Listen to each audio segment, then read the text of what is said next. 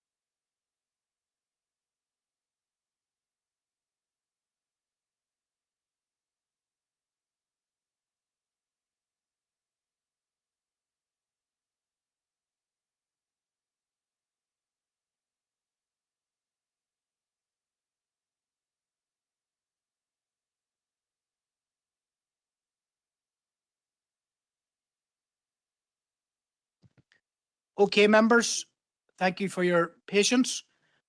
We're going to commence now the November meeting of Fermanagh and Omagh District Council, and the meeting is taking place this evening at the Grange Council offices in Omagh, and members have joined us online, which is very good as well. So we'll have our agenda in front of us. Members will have a 24-item agenda, and we'll go through that, the normal business. A number of councillors have contacted me about relevant business items. So if they don't come up in the course of the meeting, then I'll make sure they're heard in that section, if they don't come up naturally in another item. So with that, we'll start the meeting proper. Just prior to taking apologies, I want to promote two events that are coming up, and I would like very much the support of councillors for these two events, where appropriate. If you can go yourself. If you can't go yourself, encourage relevant others in your community to participate and register. So one of these is a sports seminar on Thursday evening of this week, 6:30, and it's about the role of sports clubs in the promotion of health and well-being. Really interesting topic. Some clubs are doing tremendous work and want to share their good news with others, but it's across the sporting codes. So that's in Dromore Sports Complex this Thursday evening at 18:30 hours. And then also a housing conference that we are organising as a council. It's all about housing, and it'll be at the Strull Arts Centre on Monday, it's on the 14th. Friday the 14th, yes, Friday the 14th, commencing at 10. It's a half-day event. There's good interest, among stakeholders, etc. But the housing conference on Friday the 14th and the sports seminar, health and well-being related. Now, before we go into the meeting further, I just want to say that following on from our recent visit to China, us three, myself, Shirley and Alison, on our behalf, on your behalf, that we will be reading a full report at the December P&R meeting that Alison will put together. But just to reflect on it briefly, we were invited by the mayor of Huangshu, and what a joy it was yesterday morning, by the way, to be in St. Kevin's College, Lisnaskea, where the principal, Gary Kelly, and Councillor Thomas O'Reilly, Chair of the Board of Governors there, and Brian Armitage and all local people welcomed the visit of a delegation from Huangshe #1 Senior School. It was really, really good, and the welcome that they afforded to our visitors from China was equivalent to the welcome we received at the university there, and at the school with which there is a friendly school agreement re-signed by Thomas and the relevant educational authority gentleman from Huangshe. But we were invited by the mayor. It was great that everybody unanimously backed the idea of it, because we do want this ongoing engagement as a council, as a local government authority. It is about people to people engagement. That's a phrase that they use a lot, is people to people engagement.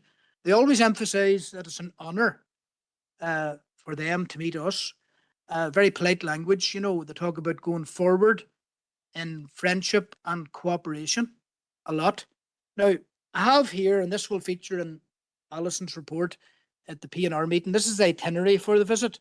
So it's kind of a packed itinerary, but we benefited a lot from the help of the Executive Office Bureau in Beijing. I'm familiar with the 3 Executive Office Bureau variously, one in Washington, one in Brussels, and one in Beijing. And Kerry Kern and her dedicated team were of immense help to us. So obviously it was cultural in character, visiting Hubei Museum, for instance, and it certainly would fire your imagination. Fantastic museum. Cultural and tourism associations variously. There was a kind of a showcase of Ireland, China culture and tourism on one occasion, and there was various briefings in Wuhan and in Guangzhou and in Beijing, and various engagements with to understand local government there, doesn't come naturally to us the way it's structured, but with various directors of education, various directors of tourism and culture. And the university experience was fascinating too. There's a County Down gentleman, Sean Cunningham, he's a great help to us as well. Was part of our team for 2 days. And he has taught there for 10 years. He has level 5 Mandarin himself, and he's moving to level 6. But the welcome we got at the university included students reciting W.B. Yeats and Wordsworth poetry, and then lovely drums and dancing, and then meeting with the leadership of the college. So it's all about opening doors. And then we visited 2 industrial settings, 2 factories, and we were interviewed for the local news, weren't we, Shirley? And all kinds of things. But one of them was a steel company, Daye Steel Company, and another was Dongbei Company, and there were aluminium products, there were dairy products, solar energy products, refrigeration, compressors. We did see the makings of links, for local businesses, and we'll be following that up, and that type of thing. And then there was a very nice meeting with the deputy mayor of the municipal government in that city as well.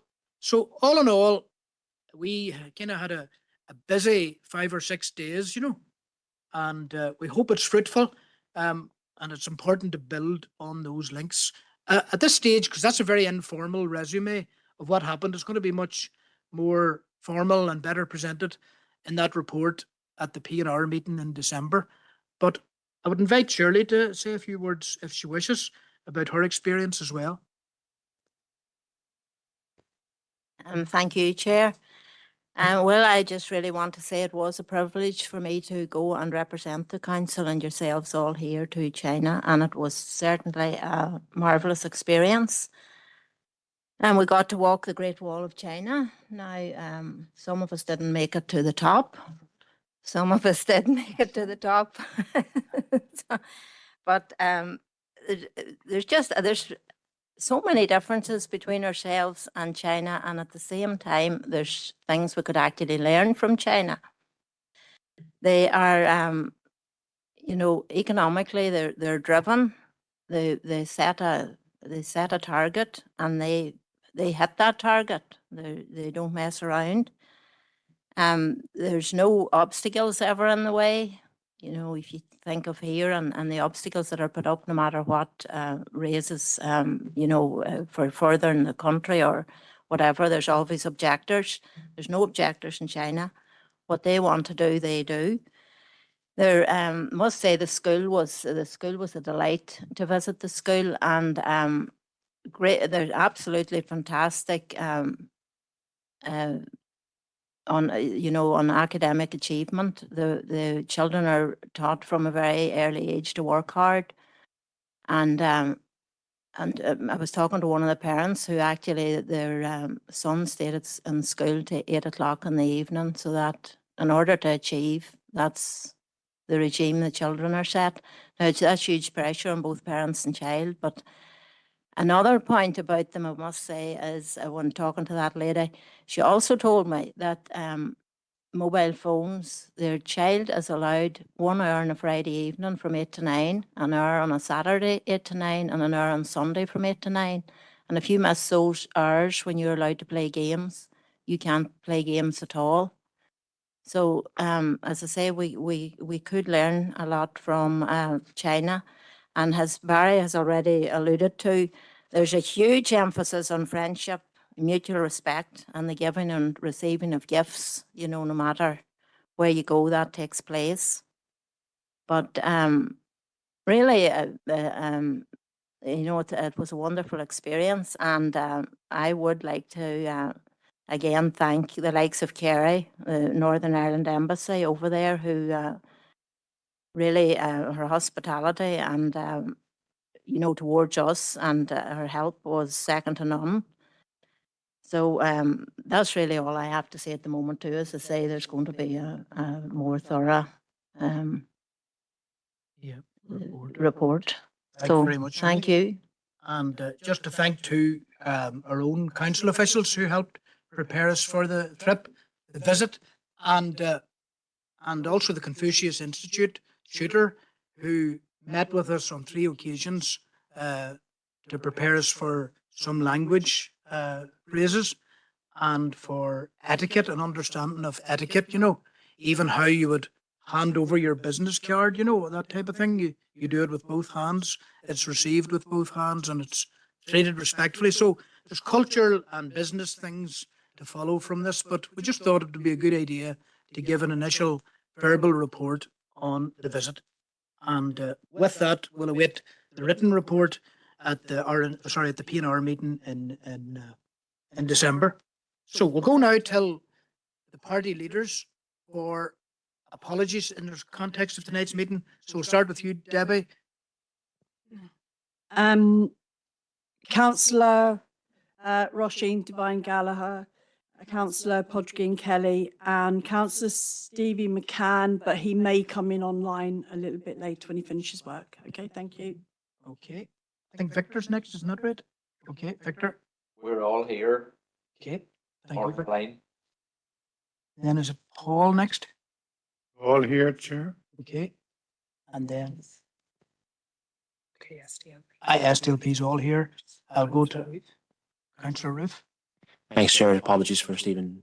He's at basically a family bereavement in Scotland. Very good. I thank you for that, Eddie, because he mentioned that to me as well. I'm appreciative that you did that. And Josephine's online and Garvin's online. Aye. So that's that taken care of. Now we'll move to confirm and sign the minutes of the council meeting on the 7th of October. That's paper A, and I think that amounts to 23 pages. So this is for accuracy only. So I'll keep an eye on the floor and I'll keep an eye on the computer here. So page 1 for accuracy.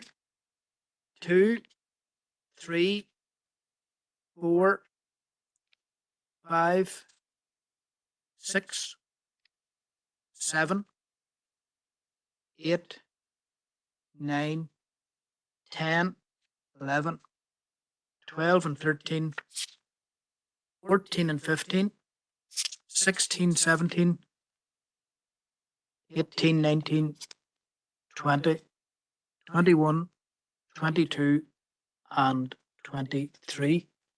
So I've got a proposer and second of that, Councillor Thompson and Councillor Warrington, proposed and seconded and agreed, members.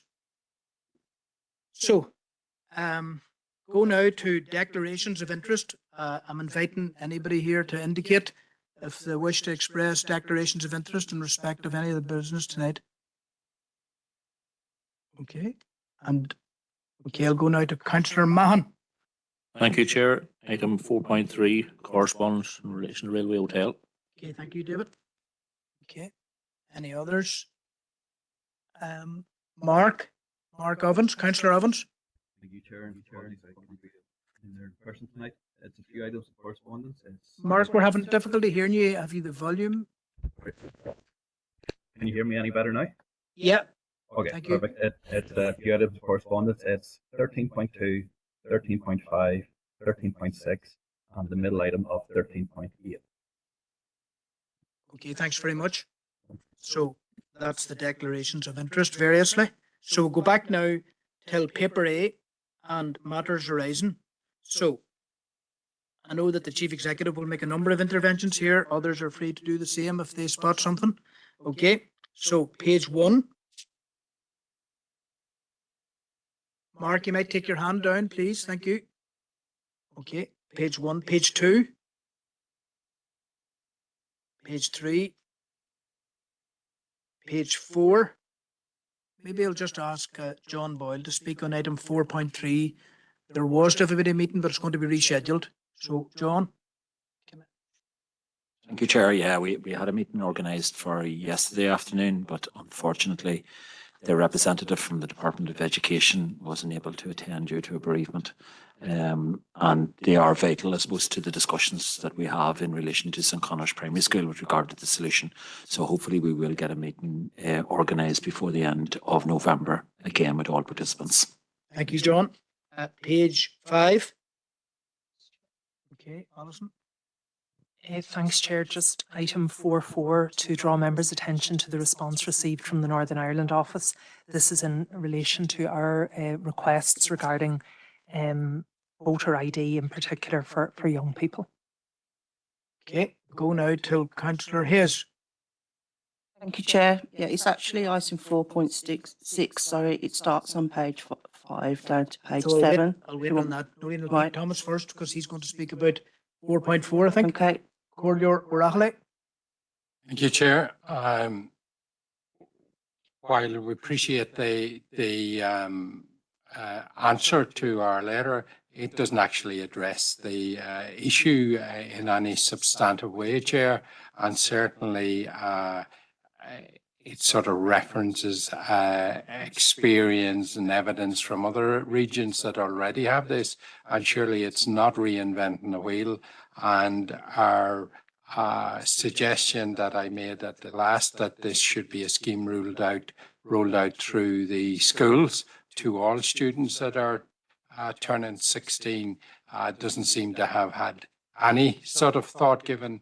I'm not sure if it's worth our efforts to try to pursue it a little bit more, Chair, and go back to Secretary of State. Okay. Councillor Green. Thank you, Chair.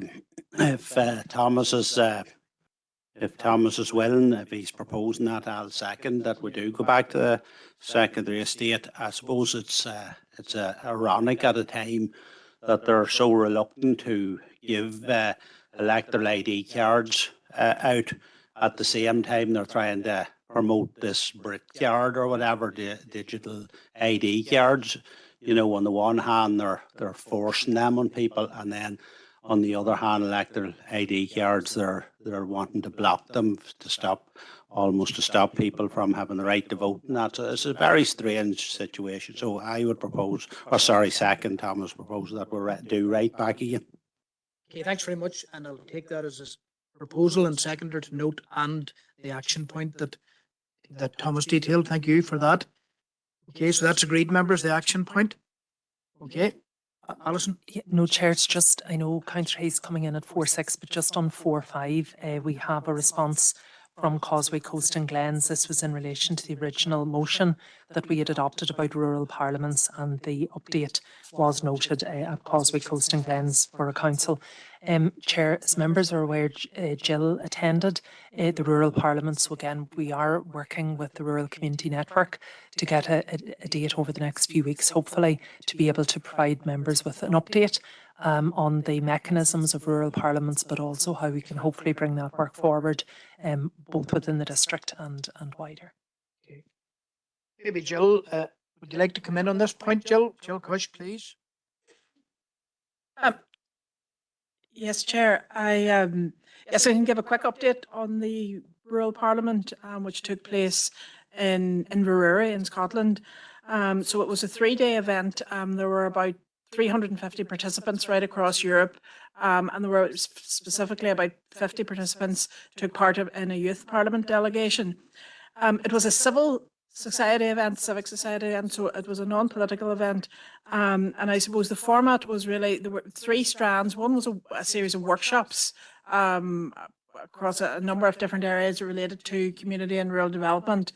There was a strand which looked at, I suppose, bringing the themes of the conference of the Parliament together into an influencing paper. And there is, I can send around the details, the Declaration of Inverurie, which I suppose highlighted the key issues from delegates there. And then there was a third strand, which was a series of visits right across the area of Aberdeenshire, looking at rural development and rural policy in action. So in terms of, I suppose the issues were very much raised, were very much the issues that we would see in our region. And there was some examples of innovative solutions, but really, I suppose from my perspective, not that many. And there was a sense that what we do within our region in terms of rural development and rural policy is fairly progressive at this stage. That there were some new ideas around, I suppose, community resilience and community hubs and things like that. But there was no sort of major innovations that I would have seen, or major developments that I thought, goodness, would be applicable to the area. I mean, key issues are around, I suppose, resilient communities, sustainable communities, things like food security, climate change, social cohesion and peace coming through, very much community-driven change and themes around that. Intergenerational work, intergenerational spaces and community halls, digital skills and social and macro enterprises. On the policy side, there was quite a lot of work on rural proofing and best practice in that, and the rural proofing and the Rural Needs Act and rural proofing in Northern Ireland was cited very much as an example of European best practice within that, rural voices in policy making.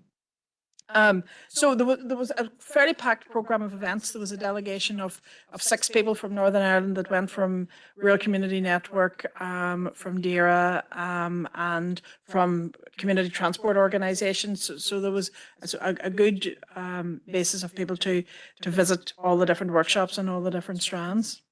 Thank you, Jill, for that. Go now to Councillor Green and maybe. That's fine. I propose to note it. I suppose a couple of questions. When we're contacting the rural networks, are we asking them to come in and present to the council in relation to this? I suppose they're back to what Jill was saying. My understanding of rural parliaments, and I know this was a kind of an umbrella group, and maybe it worked differently, but my understanding of them is that it brings all stakeholders together from rural areas, and possibly works best as a lobbying group, and to hold government departments and government to have accountability for their maybe lack of delivery to the rural areas. And I suppose it gives rural people a chance to actually hold them accountable from, we'll say, on a biannual basis. If there was a rural parliament in the north here, that you would present to government departments and then hold them accountable in 2 years' time when they come back to see what progress had been done. I suppose it's, I know if we're ahead of the game in rural proofing and they're giving us or showing us as best practice, I'd be quite disappointed in that, and I suppose that's why I'd like to be there myself to be able to tell them that it's a very much a thing that without any teeth is the rural proofing in the north here. I find it very ineffective. If other places were considering that this was best practice, I'd be very disappointed in that, because it really isn't making any department or organisation accountable as far as I'd be concerned. So maybe that's why they need more rural people to speak, tell them, and talk to them. You know, because if there's other parts of Europe going back and going to copy us as models of success for rural proofing, they're going to be very, very disappointed in action. So that's my few comments on that.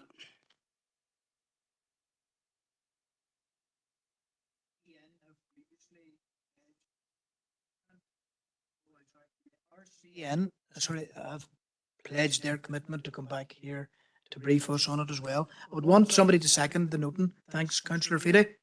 Okay, so about to move on. I'll bring in Nolene now on 4.6. Yeah, thank you, Chair. I just wanted to bring up, again, we haven't had a response to our query about the newly qualified nurses being offered permanent placements at South West Acute Hospital, and whether or not they are restricted to only apply for one trust. So I'd, again, and this is getting frustrated, we're asked in September, no response in October. I think we should ask again. I don't know why the Minister just keeps missing out queries from this council. I don't know why. But I would also suggest, if we didn't write to the Western Trust to ask this question, could we also write to the Western Trust as well? Okay. Just to get an answer on this query, please. If Chair. there's a proposal from Councillor Hayes. Is there a second of that? Councillor Little, thank you. So that's agreed, members, that query? Okay. Yep. Chair, just perhaps at this point in the minutes, it would be appropriate to draw members' attention to the correspondence that we received and issued from Savour Acute Services. So it was in relation to a number of matters regarding, sorry, it's in your other correspondence folder, relation to the removal of emergency general surgery, but also included with the correspondence is a copy of the letter that SOAS sent to the Chief Executive of the Trust, and also I think to non-executive directors. And my understanding from this is they also have had no response to those issues. So maybe just for noting at this stage, Chair, but they were keen that that was brought to members' attention. Okay, thanks for that, Alison. Just keep looking around the room here. No. Councillor Thompson. Yeah, thanks, Chair. I suppose we welcome what's come to us there, but just at this stage, probably propose the note. I know there's further discussions to take place with regard to this, but if we propose the note now and take it forward that way.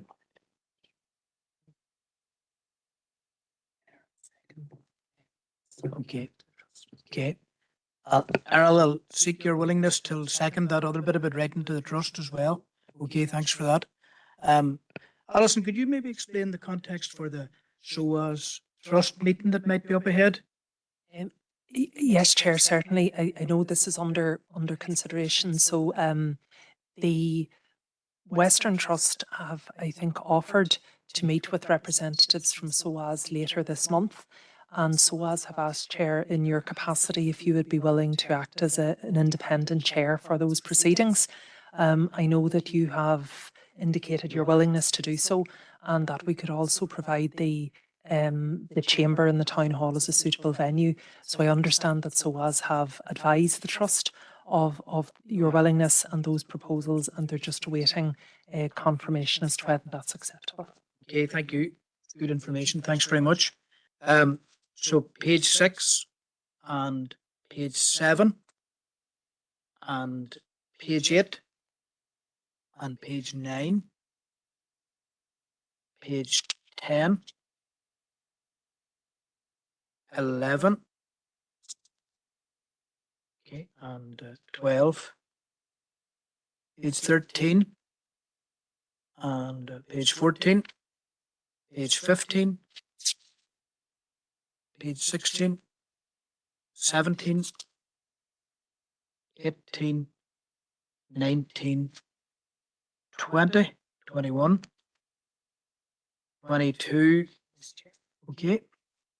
Chair, just item 22.2, to highlight to members that we have received a response from Mr. Mahan in relation to the Railway Hotel in Enniskillen. Okay, thanks, David, for taking your leave temporarily. And as is indicated in the correspondence, Chair, they now proceeding to submit, or in fact, a planning application for the proposed works has now been lodged with the council and is under consideration. Thank you. Councillor Brown. Thank you, Chair. Yeah, I suppose this brings us somewhat closer. I initially raised this in relation to the containers which are blocking the footpath outside the Railway Hotel, and we want to see those removed as quickly as possible. This now obviously changes things if they're going to go for planner permission. It doesn't answer the question of actually when these containers will be removed. There is still a wee bit of, it's not clear how long this will take. But also on top of this now, we want to know what is the future plans for the site now that there is going to be a full demolition. You know, it's an iconic site in the town there. People will be very sad to see it being demolished. People do have a lot of memories attached to it. But what now for the site, we need to find out. So, Chair, I would propose then that we would write back to the property owner there, ask them to give us clear indication on when they hope to have the planner permission in place, when they expect to have the demolition commence, and then what will their future plans be, and will they let the public know, because people will be asking questions around this. Thank you, Chair. Okay, thanks, Dermot. Go now to Councillor Feely. Yeah. Okay. Just on my screen, you know, the flashing light. Aye. Okay, no problem. Okay, we'll come to you now, John, then. Chair, I'm not sure, but the way that Councillor Brown has worded that, I believe it's putting undue influence under us councillors who are on the planning committee. Yep. And if that's the case, then I feel like I would have to declare an interest and leave the room. I do believe he's going beyond any remit that the council would have, but I do believe it is compromising us that are on the planning committee. So if that's the case, I think I'm going to have to declare an interest and leave the room. Take an intervention from the Chief Executive just on a procedural point. I think, Chair, just in relation to Councillor Brown's proposal, certainly it would be, the council could choose to write back, maybe seeking a view post consideration of the application, what the overall timescales would be. I don't think it would be fair for the developer to speculate on the timescales.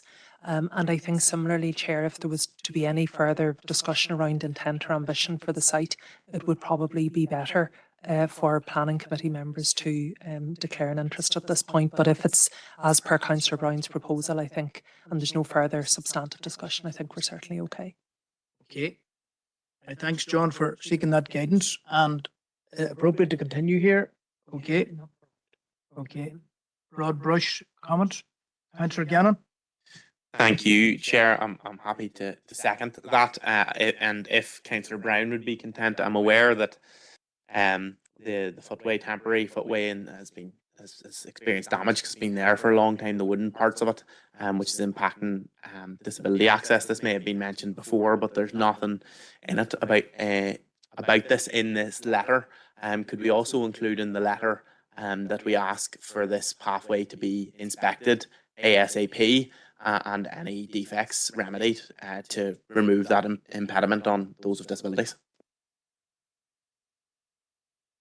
Chair, if I could suggest, I think subject to Councillor Brown's approval, that could be included, but it might be more appropriate to make specific correspondence to DFI in that regard, because they do have the responsibility for the streetscape.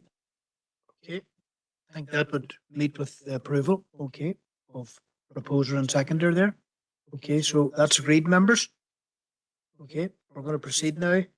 So that was page 22. Yeah, just Councillor Mahon back in, and Okay. then there's meeting 22 through the chair that I just want to highlight.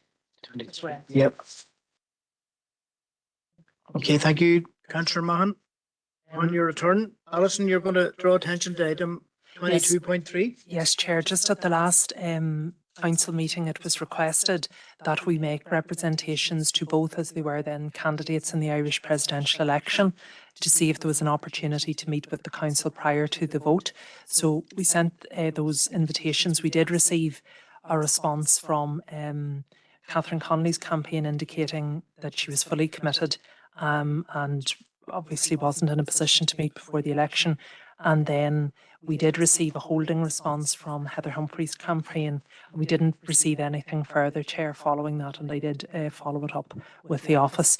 And then I know, Chair, in the intervening period, I think post President-elect Connolly's successful election, I think you've also been in contact. Yep. Okay, come now to Councillor Coyle. Thanks, Chair. Yeah, just to note those letters, and if we could then get back to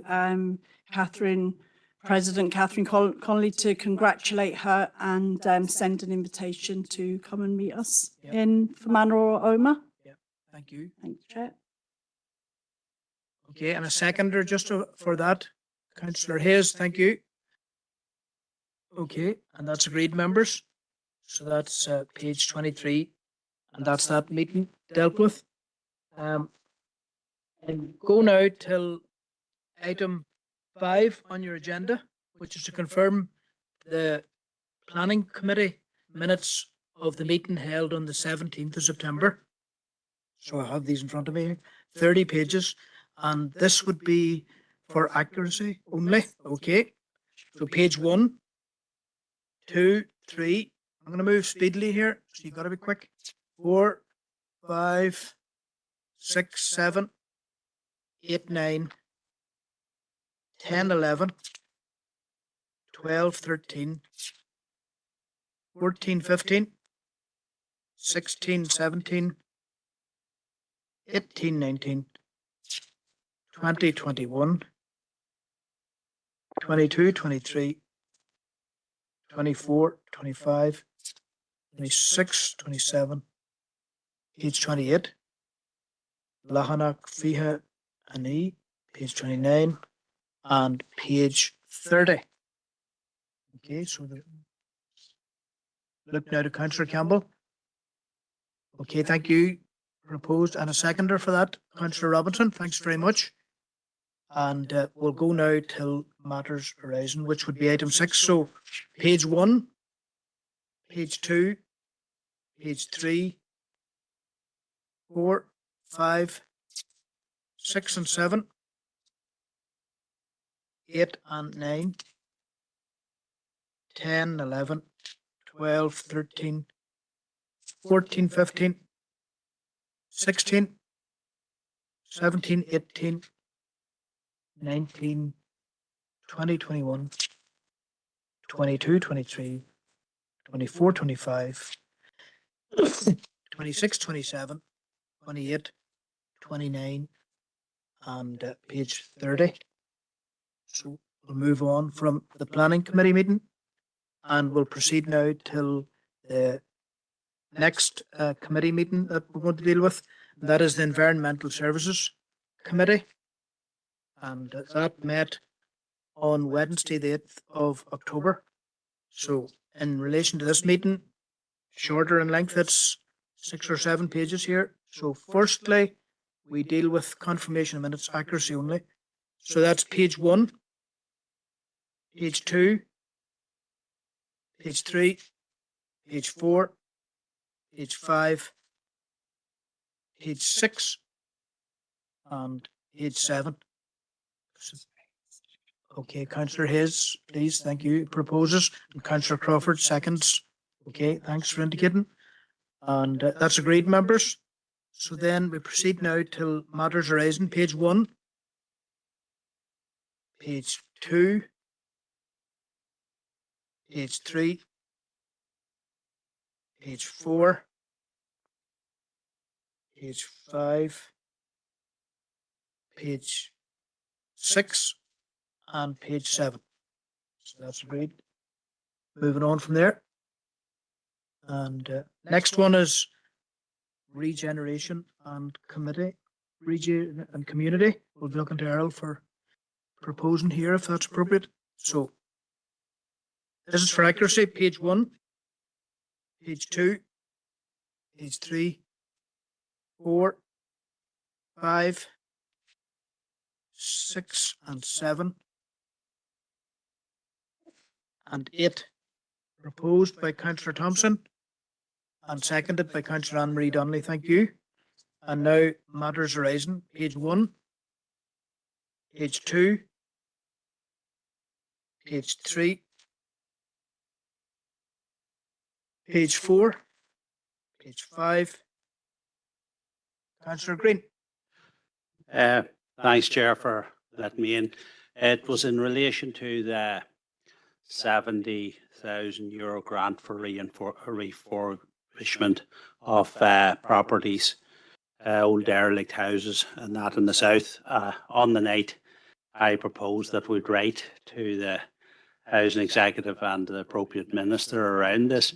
Since that, I have had dozens of people contacting me on that, and I know you yourself seconded me on the night in relation to this, but I've had dozens of people. I seldom had as good a reaction to any proposal. There is a real appetite from people to get old derelict buildings back into functional use, buildings that has already had the sewage, water, electricity already in them in most cases.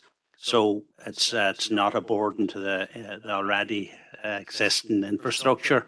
So I just wanted to point that out, just how popular it seemed to be, and people really keen, especially in towns and villages, of old derelict buildings and in the rural areas, because people are crying out for housing, and people can't. It's very hard to get building sites or that in the countryside, and this is a solution that I think really resonated with people in our district. So just a comment on that.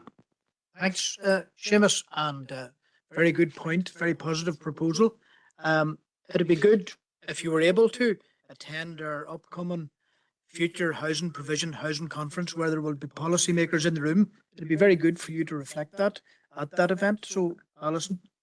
Sorry, Chair. And in addition, just to remind members, we do have on Monday week the special council meeting. Sorry, on Monday the special council meeting with the Northern Ireland Housing Executive. So we will obviously action this now following adoption of the minutes, but it might also be a good forum to reference it as well. Very good. Thank you. So was that page 5, page 6, page 7, and page 8? So with that then, I will seek, sorry, I've done that bit, yep. RNC Errol did that earlier. Okay, I go now till item 11 on the agenda, and again, this is accuracy. Policy and Resources, Wednesday the 15th of October, 11 pages. I think it is. No, it's less than that, it's 9. Or 9. So page 1, accuracy, page 2, page 3, page 4, page 5, page 6, page 7, page 8, and page 9. Now, normally I would go to Thomas for that, but not on this occasion. I'll go to Councillor Brown, hopefully till propose. Okay, proposed accordingly. Is there a seconder for that? Councillor Hayes, thank you. So again, now into the business of matters arising. Page 1, page 2, page 3, page 4, page 5, 6, 7, 8, and 9. Okay, so that's that one. It's in resources and R&C. So, that's page 11, page 12 then, or sorry, matters, page 12, item 13 now. So we're into a bit of a free flow here of correspondence. I'm going to hand over to Alison to take this section of the meeting. Correspondence 13.1 right through, including possibly new correspondence. Yes, Okay. Chair, certainly, and in most cases for noting, Chair, but just we've received a response from the utility regulator, and this is regarding the PC28 planning process. The council had previously made representations, in particular in relation to our concerns regarding the very significant underinvestment that had happened in previous investment programmes. So this response from the Chief Executive really sets out the utility regulator's role and then that of the department and also with NI Water as well. Okay, thank you. Councillor Green. Yeah, I suppose it's, I did raise this previously, this PC 28, which is supposed to be an upgrade to water and sewage. PC 21, when it was announced in, I think in this very chamber by NIW, give us, on the night it was 0.6% of the £2 billion budget. Now, I think we're 20% of the landmass, we're 6% of the population, but we got 0.6% on PC 21, which was outrageous. We did bring it up with the minister, who told us that it was the regulator. We brought the regulator in, who told us that it was NIW and the department was responsible. And here we go again, that the regulator washing their hands of it, pardon the pun, but he talks about that it has to be value for money.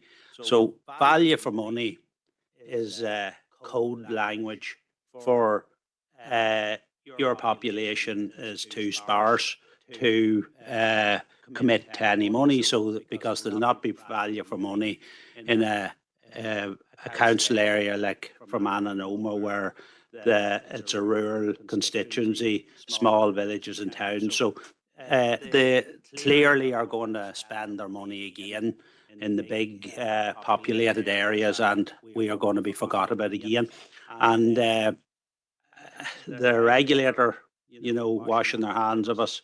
The department possibly will wash their hands of it, even though we have had a meeting with the minister and dealt with this with the minister. So I'm just disappointed with this letter, and I'm hoping that we're not going to be fogged off again, and that in 3 or 4 or 5 years' time, any of us that are still about here will be again writing letters of how disappointed we were with what we have been provided here in the PC 28. I suppose the whole idea of this letter was to try and preempt so that we'd be lobbying before this PC 28 is fully formulated. So I suppose that's all we can do, and keep highlighting it, and highlight it we will, I suppose. Okay, thank you, Seamus. And you'll propose to note, would that be appropriate? Chair, just to note, we do have, I think it's early December, but we'll confirm that we do have another date with the utility regulator who are coming in to meet with members, and I suppose we have asked them at least in their preparations for that meeting to think particularly around rurality and how that, even in their own investment decisions, that is reached. So we'll send just a reminder of that. Okay, thank you.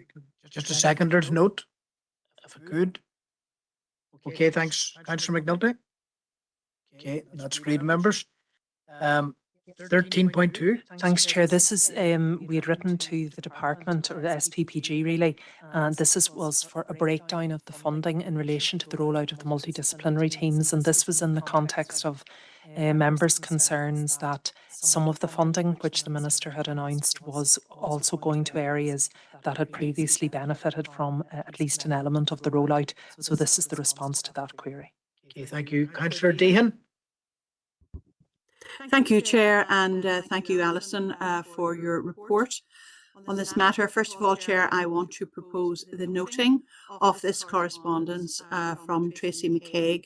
I suppose she does provide the specific information that we ask for, but really if you drill down into it, Chair, you'll see that over a 4-year period, something around £7 million to be spent on the rollout of the multidisciplinary teams in the Southwest Federation area, which covers our district council area. And it's really a very small proportion of the transformation funding that has been made available for the multidisciplinary teams. The letter also doesn't allude at all to how that rollout, how it came about, who decided it. So it's disappointing in that way.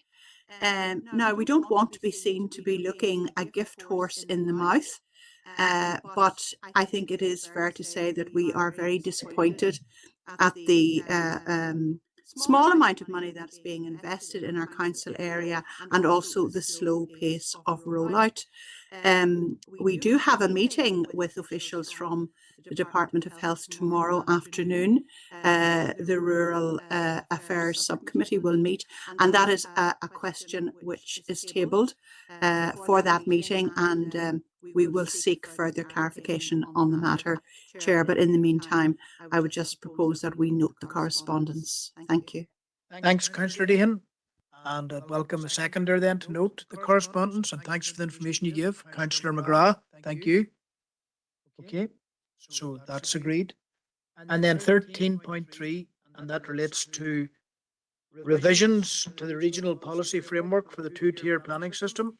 Yes, Chair, really it's a summary of the respective roles from the department as planning authority, councils as planning authority, and the policy making aspects. And I suppose maybe just most of relevance is the final paragraph where the director advised the department intends to prepare a new development plan practice note which clarifies the various relationships again. But something members, and particularly those on the planning committee, will be aware of, Chair. So just for noting. Okay, thank you. Proposed to note. Okay, I'll go to Councillor Thompson. Thank you, Chair, and I welcome this, and I'll propose the note. Okay, thanks very much. And Councillor Campbell is seconding the noting of that. Okay, this is a strong area of your own knowledge, isn't it, Alison? Because you lead within Solus on planning, is that right? Yes, Chair, that's right. You didn't want me to tell that to him all? Okay. I'm always nervous when you say things, generally, Chair. I'll just keep my head down. That's right. The next item of correspondence is global. This is regarding general transformation to what's known as the BT estate, the payphone estate, and members will be aware we've frequently received correspondence about those payphones either being discontinued or being removed in some cases. And this is it's really an information update from Global as to work they have undertaken. Councillor Green. Yeah, I'm happy to note that, but I'm hoping the chair will give me a wee bit of latitude. 3 minutes, I'll give you 3 minutes. I don't know whether other councillors have had people complaining to them or not, but in my local area, people are complaining about how bad broadband is at the minute, and even mobile signal seems to have got far worse, and people are struggling to make phone calls where it keeps breaking up on them. So I'm just wondering, can we write to some of these broadband and mobile providers and ask them, can they assure us that their service hasn't got worse in the last while, because it seems to be on the ground, it seems to have got worse. So I'm just wondering what answer, at least if we highlight it to them, they might see that we notice that they have turned it down a wee bit. Okay, thank you, Councillor. That's my proposal. Yeah, I'll go to Councillor Feely. Thanks, Chair. Yeah, I'll second the correspondence and second Seamuson's proposal as well. Okay, thank you. Maybe if Councillor Green was content, perhaps we'd include Ofcom as well on this occasion, just regarding the obligations that should attach to those suppliers as well. Okay, come now to Councillor Barton. Thank you, and I totally agree with what Councillor Green has said. I know in North Fermanagh we have great problems now with some of the signals, especially around the Lack area, the Lack Ederney area, particularly Vodafone. So I Okay, thank would you. agree with Thanks, Councillor writing. Martin. Okay. Okay, move on now to the next correspondence. Yes, Chair, this is a, oh, sorry. Councillor Anne-Marie Donnelly wishes to come in. Sorry, Chair, just wondering if Councillor Green would be, accept maybe a slight amendment to his proposal to ask what are they going to do to improve the coverage in areas? Certainly in our area in Drumquin, the coverage is woeful. You know, you've a bar at the very best, so, and that's all the time, it's not just now. So I would ask, what are they proposing to do across the district for areas with poor coverage? Very good, thank you. Okay, I think that's concluded. Thanks very much. Next item. Yes, Chair, the next item, so 13.5, is a response from the Minister of Health. This is in relation to the breakdown of the costs of the cross-border health reimbursement scheme the Council had previously asked for information about. Okay, proposer to note and second perhaps. Go to Councillor Thomas O'Reilly. Happy to propose a note to correspondence, Chair. Talking about a little bit of latitude, Chair. We are happy to see the continued rise from the ground of the new health centre in Lisnaskea, and certainly some time ago, and I can't just quite remember when, we wrote to the Minister asking if he would be so good as to give us some indication of his plans to actually staff the new health centre, not alone with more provision of GPs, but the multidisciplinary team. And as yet, I believe we haven't had an answer. And if that is the case, I think it is fair to say that we should push a little harder to see if a minister would respond to members of local government to actually give us an answer to this. We're seeing good progress on the bill, Chair, and certainly I'm sure it will be a fabulous building that is constructed, but at the end of the day, unless the clinicians and the surround teams are there, we don't get a better service, and that is what we're all hoping that's going to come from the new bill. Okay, we're going to go to Councillor Deehan next, then Councillor Green and Councillor Deehan. Yes, thank you, Chair. And Councillor O'Reilly is proposing the noting of the correspondence. I will second the noting.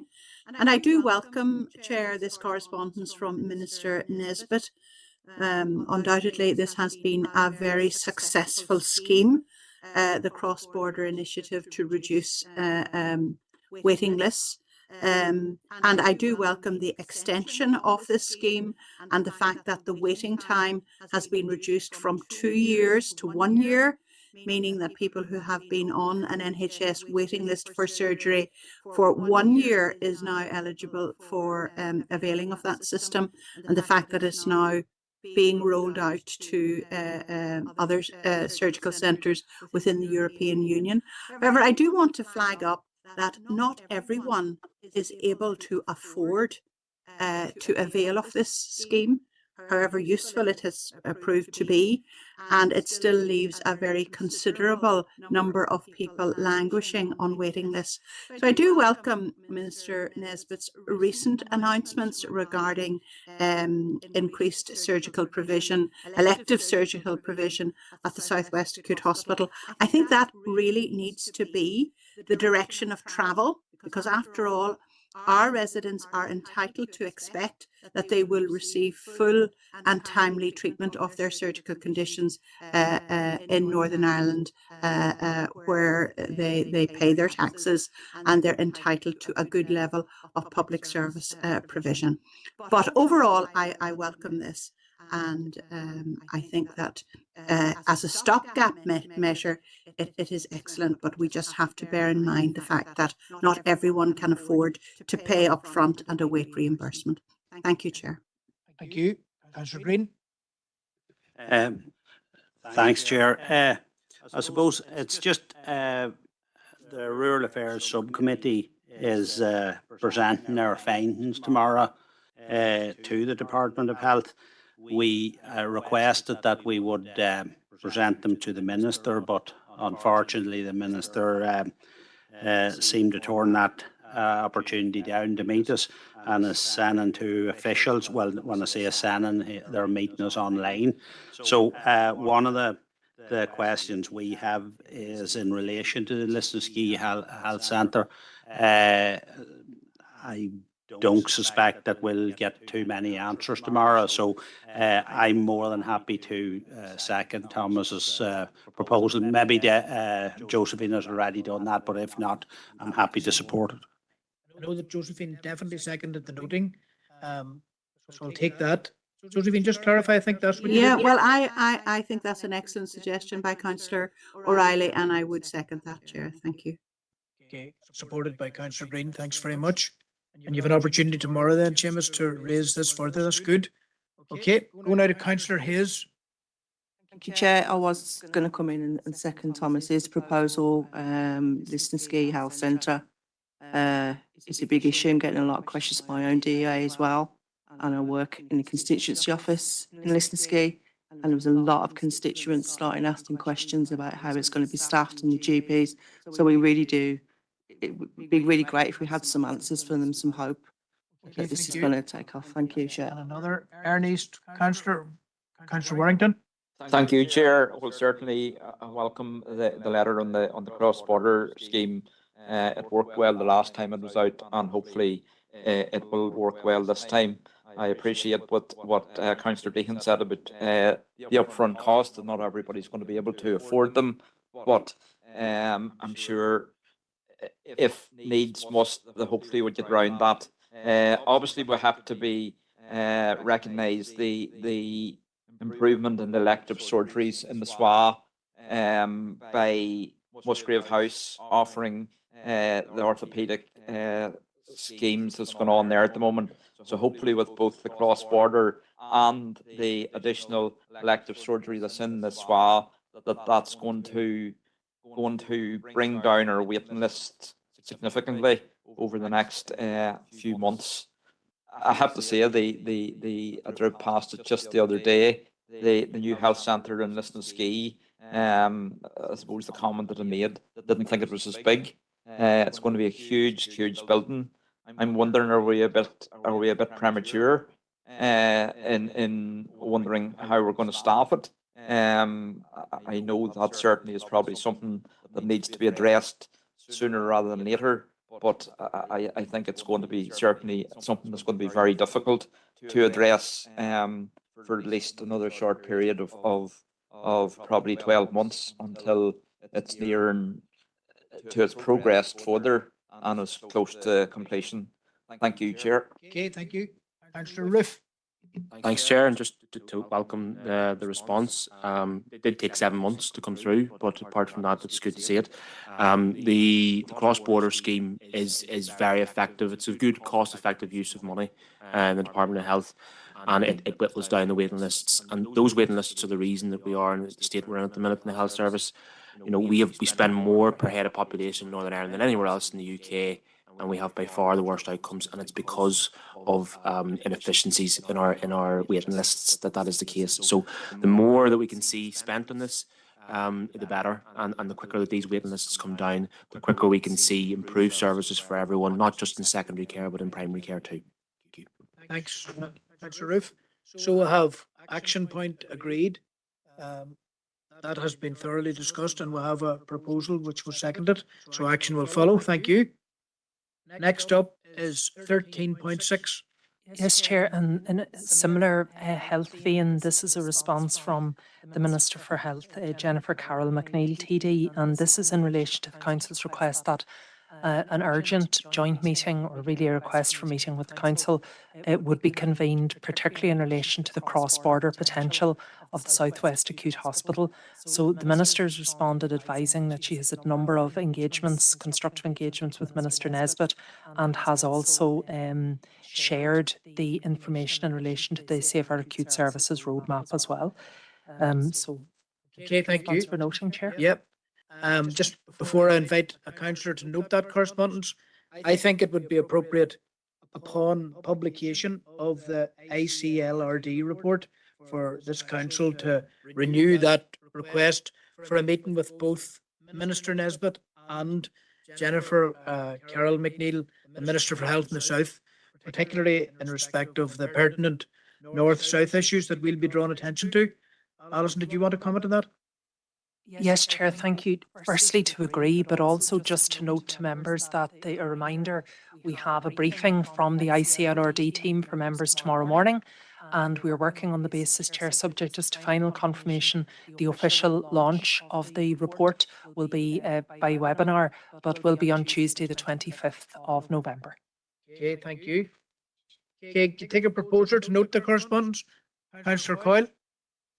Thank you, Chair. Yeah, I'll propose to note the correspondence and propose your or second your proposal as well. Thank you. Thanks very much. Okay, and seconder to note then, I think it was. Okay, Councillor McArdle, thanks very much. Okay, and that's agreed, members. We're now at item 13.7. Yes, Chair. Chair, wanted to bring this to members' attention. As you'll have seen, it's from the Committee for Communities, and members will recall that the Council made a response to the consultation on the Executive's anti-poverty strategy. So the committee has now written out to each of the 11 councils asking that the Chief Executive, or I'm assuming another representative, would attend the committee to discuss the views of the Council of the strategy, but also presumably to give an update on our own work in this regard. So it's unusual enough, Chair, in that we're not often invited before committees. So hence I wanted to bring to members' attention in the first instance to see if you're content that we cooperate accordingly. Okay. Okay, I'll glance around the room here to see if there's any takers. Councillor McLaughlin. Errol's in before you with the flashing light here. John, would you accept that? Good. Just in case you didn't. Councillor Thompson. Yeah, thanks very much, Chair. And I firstly propose the note. Just with regard to that meeting, are we saying it's yourself, Chief Executive, that will be there, or does the Chair or Vice Chair also attend?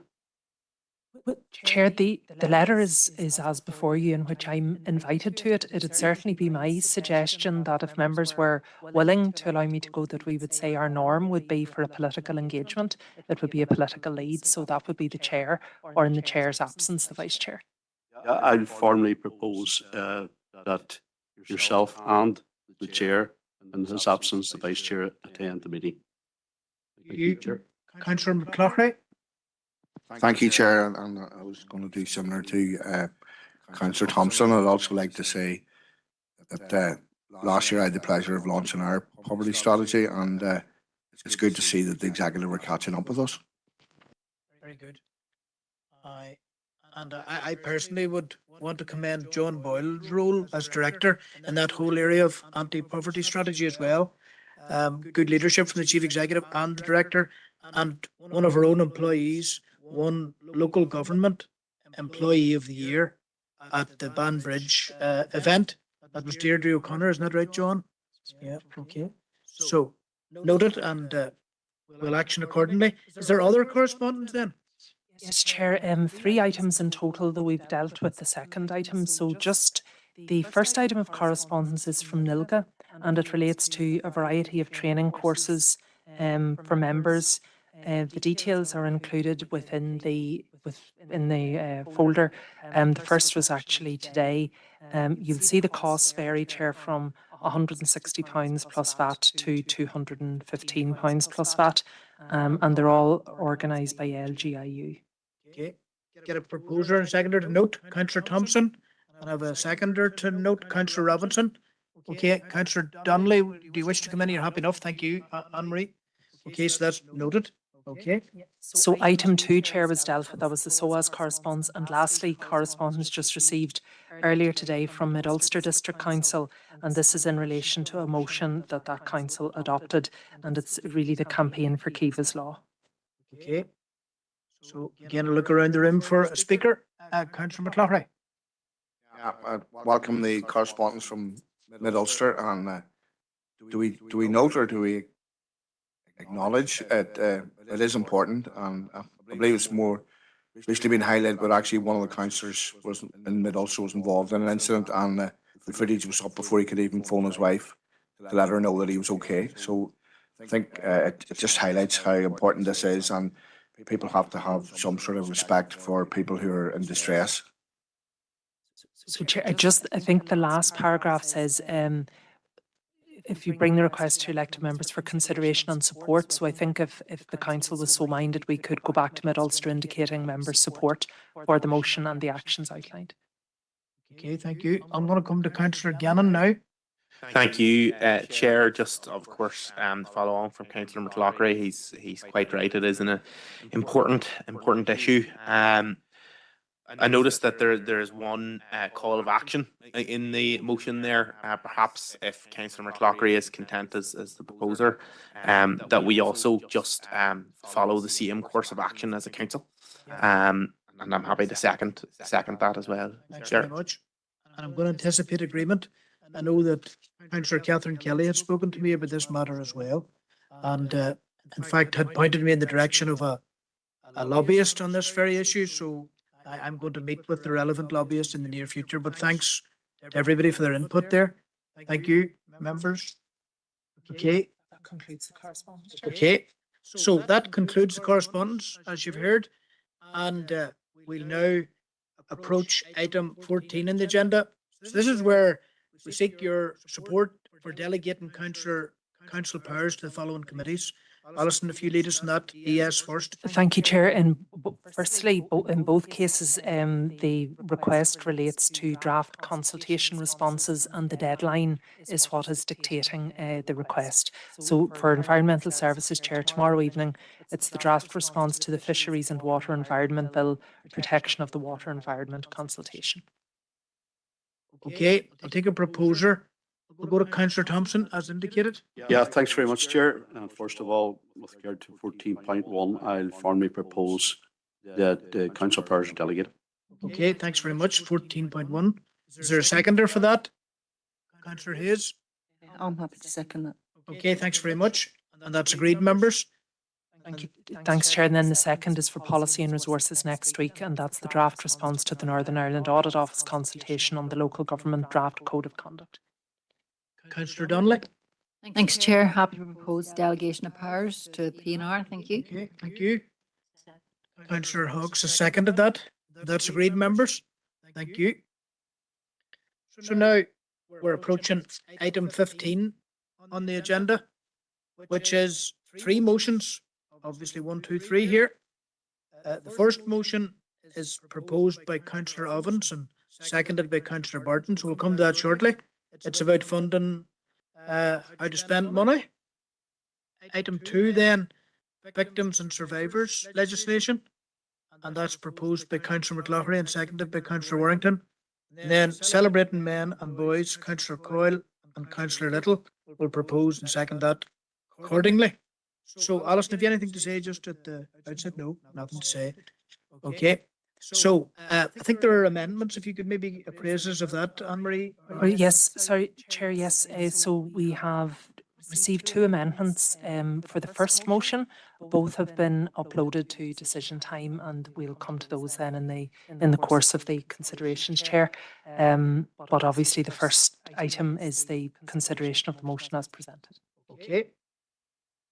Keep me right on when the Amendment 1 and Amendment 2 then should be introduced. It'll be okay.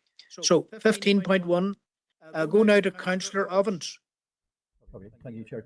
You have 5 minutes. Just turn up the volume if you can there, Mark. It's That any genuinely better now? It's not much better, it's a bit better. Is it? Okay, well, I'll try to speak loud if that's okay with you. Can you hear me okay Yeah, now? we can hear. Would like it to be a bit louder, but that's it. We can still hear you. Not sure what's going on. Okay, well, thank you, Charles. Get stuck into this. I'm going to make some brief opening remarks before moving on to the 2 amendments. I mean, from the outset, and I've said this before, it was the wrong decision for the council to set aside 400,000 of this year's budget for an increase in councillor allowances. It was tone deaf, and it showed that the council had the totally wrong set of priorities during the rate setting process. Anyone with their ear close to local government would have known the increase was not going to come anywhere close to that, but others in the chamber didn't listen, and that's how Okay. we. Just Mark, just if I could pause you for a second, it's the volume, Mark. I wonder, is IT or anyone able to assist Mark with the volume? Because some members are gesturing to me that they can't actually hear. Okay. So we'll just.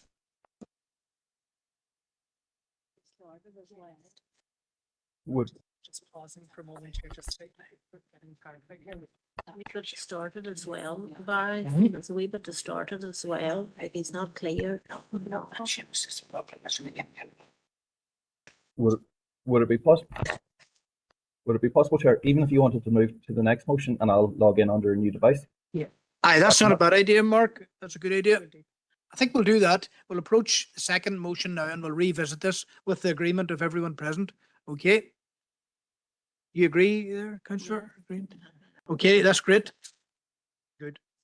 And we'll go now till 15.2. Councillor McCloughery, you have 5 minutes. Starting now. Okay, over to John McCloughery. Yep, man of your caliber, I'll have to do that.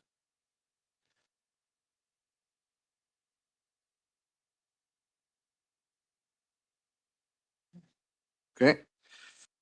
In recent years, there has been growing concern among victims groups and members of the public about the term victim, how the term victim is being applied. The Victims and Survivors Northern Ireland Order 2006 was designed to support all those affected by the Troubles, but its interpretation has somewhat failed to recognise the moral difference between those who were innocent victims and those who carried out acts of violence.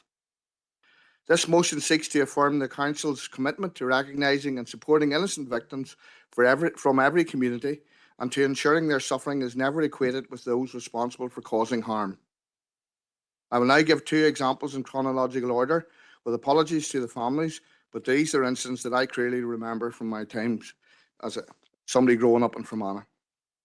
On Easter Monday, 1985, Martin Love, aged 24, was out having a drink in a local hotel. As he walked up Factory Road, Enniskillen, a car pulled alongside and he was shot. The passenger got out and shot him again a number of times as he lay on the ground. He was found by a neighbour and rushed to the Iron Hospital, where he died of his injuries. He was an innocent victim. The UFF claimed, the Ulster Freedom Fighters claimed responsibility, saying Martin was an IRA man. Martin's father said, if my boy had been in any organisation, he wouldn't have been in my house. The killers of Martin were an army engineer home on leave and an off-duty UDR soldier who had got the gun used to kill Martin. The second one. The day after St. Patrick's Day, a Friday night in 1988, Gillian Johnson and her fiance had returned home to her home near Legs after getting chips. She was driving her father's car. Gunmen who were hiding beside the house fired a large number of bullets into the car, killing Gillian and seriously wounding her fiance. Gillian had been hit 27 times by bullets. She was an innocent victim. The Provisional IRA claimed responsibility, claiming the family members were in the security forces. This was false. Jerry Adams later said that the IRA had acted on bad information. No one has ever been convicted for her murder. There can be no equivalence between Martin and Gillian, who are clearly innocent victims, and those who killed them. The killers went out of their way to kill them. They made the choice to get access to firearms, go to where these innocent victims were, and shoot them numerous times. I went on a Peace Plus project with teenagers from Fermanagh and Cavan, ex-terrorist prisoners from each side of the West Belfast peace line. One was a bomb maker. He could not see the connection that his bombs either killed people or was reckless to the fact that they might kill people. He claimed, I just made the bombs, anything after that was nothing to do with me. The other had stored guns and gave them out when other persons wanted to use them. Again, when the teenagers pushed him, he couldn't see the connection that these guns killed or injured innocent victims, whether he pulled the trigger or not. Innocent victims don't decide, today I'm going to kill somebody. This is a choice that the perpetrators made. Many people, including myself, find this hard to rationalise.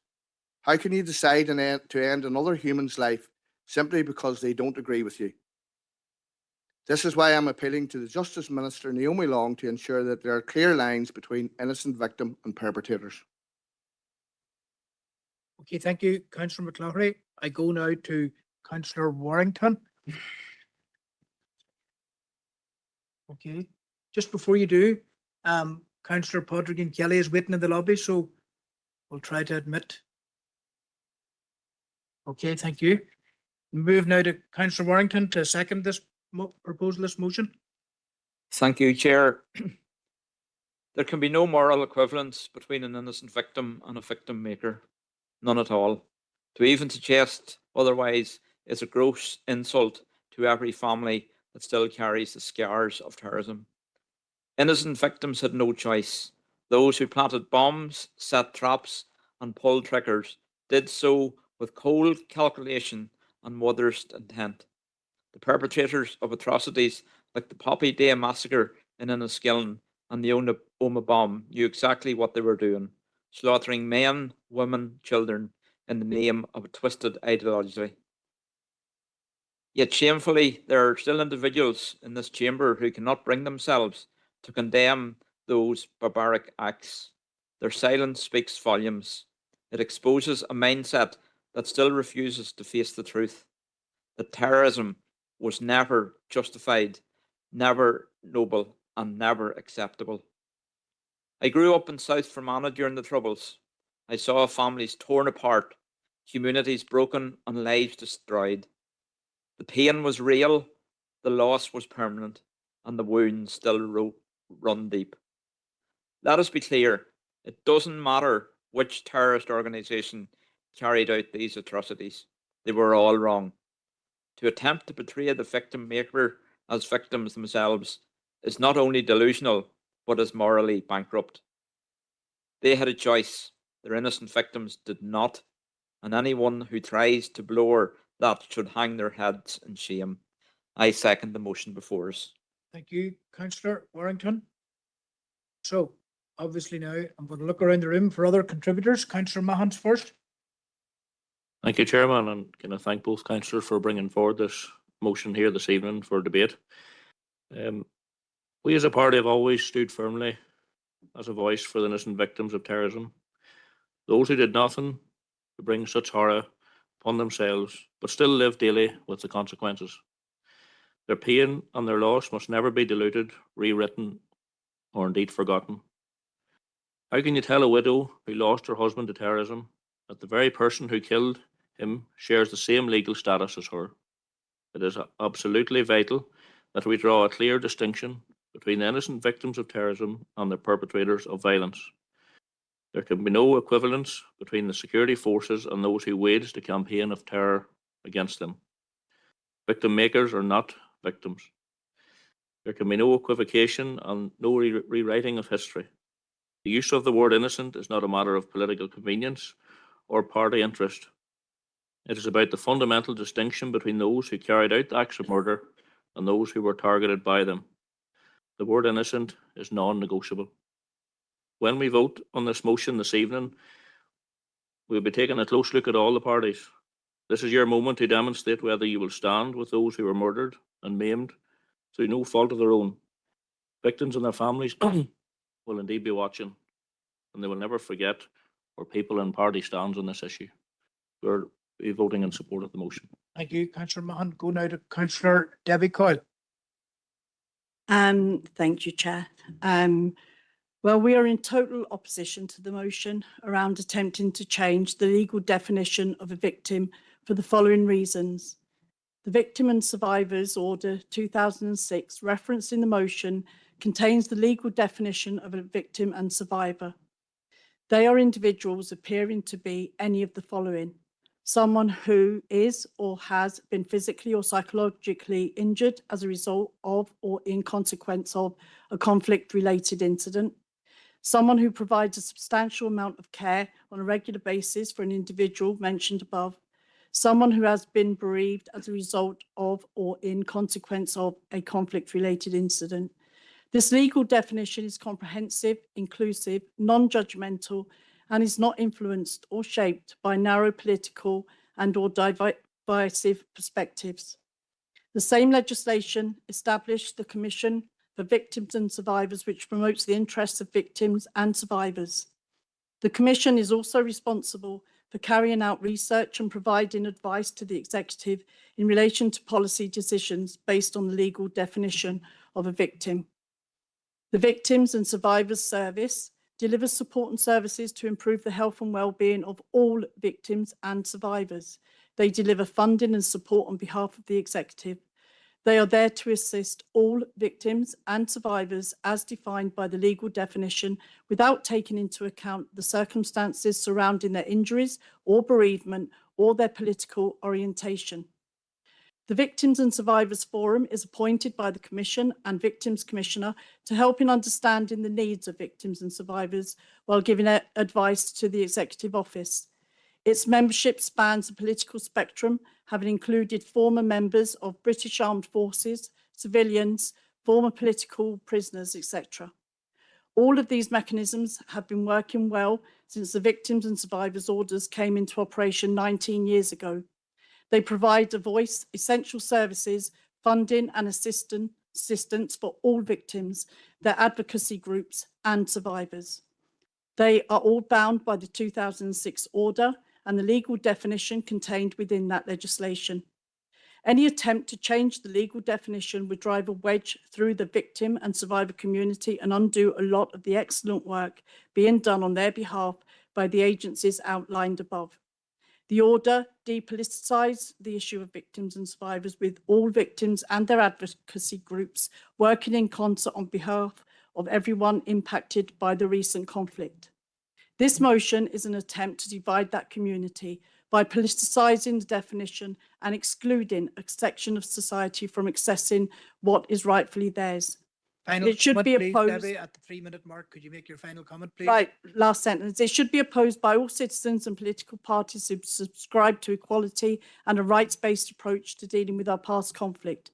The imperative of developing a genuine process of reconciliation would not be served by endorsing such an approach. Thank you. Councillor Green.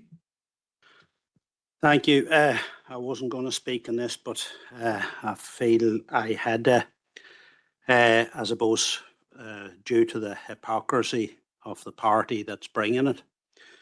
This is the party that ruled the North with an iron fist, brutalised its citizens when they looked for civil rights, battered them off the streets with their truncheons.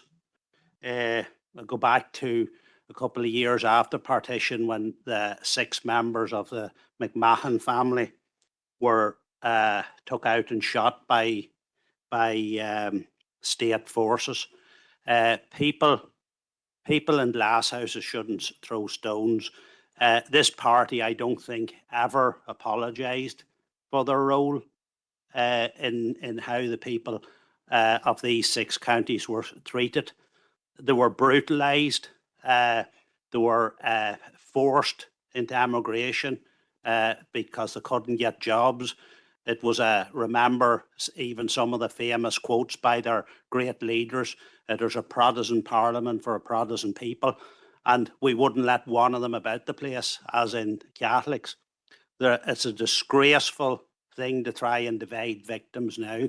I think the party that's bringing it should look in the mirror and hang their heads in shame and maybe come back and apologise for the generations that were brutalised by them.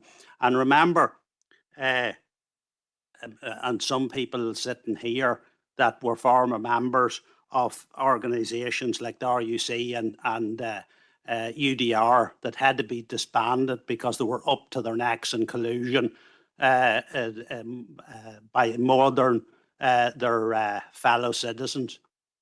So, and that's all down on record and it's all facts. So they should hang their heads in shame. I go now to Councillor Roof. Thanks, Chair. The Alliance Party will be supporting this motion, and it always has been unequivocal. There is no moral equivalence between those who deliberately caused harm during the Troubles and those who suffered because of those actions. Unlike others, we have been consistent on this, and those who set out to kill or injure should be held fully accountable for their actions.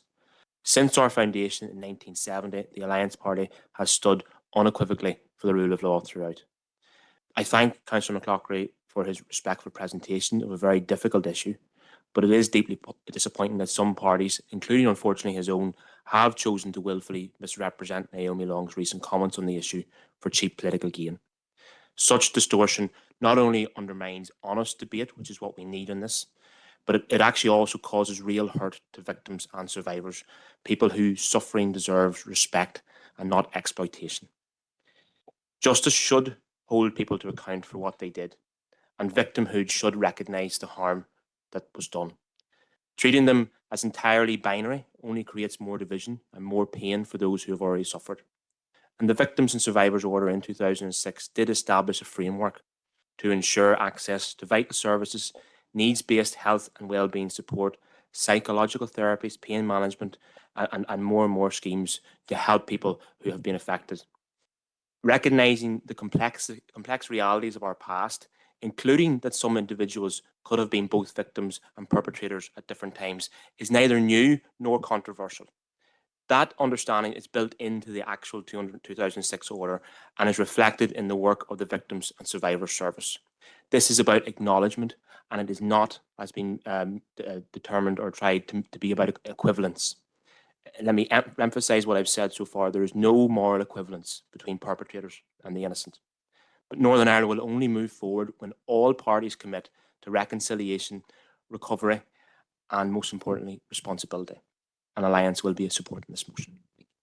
Thank you. Moving on now to Councillor Gannon. Thank you, Chair. I think we have to resist the simplistic narrative around simply creating a hierarchy of victims. When we focus so heavily on differentiating between victims, it risks deepening division, politicising victims rather than actually building reconciliation. Too often these debates, and we've seen some of it tonight in this chamber, are about political point scoring, where victims are treated as a political football to be kicked around. And it serves to reopen old wounds, rather than dealing with the past in a way that genuinely supports reconciliation and healing. Avoiding creating a hierarchy, avoiding reopening these wounds is not in any sense a glorification or justification of the violence of the past, the violence which the SDLP has always condemned in the strongest possible terms. We need to acknowledge here that lasting peace depends on effectively dealing with the past. Creating hierarchies of victimhood doesn't do this. It only entrenches division when what we need is a shared commitment to reconciliation, Chair. And the SDLP will be voting against this motion tonight. Okay, thank you. Just before we move to Councillor Withers, I'm just checking on Councillor Rennie, his camera switched off. And Councillor Kelly, if you could maybe regulate your camera differently. So Councillor Rennie maybe not replying at this time. Okay, move now to Councillor Withers. Thank you, Chair. This motion from the Ulster Unionist Party, which attempts to use victims of our conflict as a political football and seeks to create a hierarchy of victims, is disappointing but not surprising. The UUP do not get to tell anyone, particularly those who lost loved ones in the conflict, who deserves to be considered a victim and who does not. The root cause of all the violence, which led to thousands of victims here, not just in the last 50 years, but for centuries, was British government policies. Policies of colonisation, exploitation and discrimination. The British state response to those who sought social justice, equality and the democratic right to self-determination was partition, gerrymandering, internment without trial, which was introduced by the party who proposed this motion tonight, non-jury trials and state violence. State violence, which the DUP member referred to tonight as state forces, included collusion between state forces of the British Army, the UDR and the RUC with the loyalists, which resulted in the deaths of Irish citizens. The Alliance Party have said tonight that they have always stood by law of rule and order. Those include laws such as the Special Powers Act, introduced by the Unionist government in 1922 and used almost exclusively against the nationalist community, that the South African Minister for Justice in the apartheid regime, when introducing a new coercion bill in April 1963, commented that he would be willing to exchange all the legislation for one clause of the Special Powers Act. Chair, I want to finish tonight by saying there can be no hierarchy of victims, and urge others in the chamber to support all victims in their quest for truth and justice and help us to build reconciliation. Gur Margaret. For your withers. Now, we're at the point in this debate where we return to Councillor McCloughery for his summing up. Chair.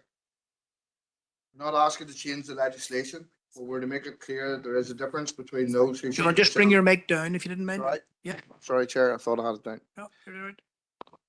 So we're not asking to change the legislation, but to make it clear that innocent victims, which victims groups and the innocent victims themselves feel they're being sidelined by a blurring of the water. So we're just looking clarity on that. We're not looking to change the legislation.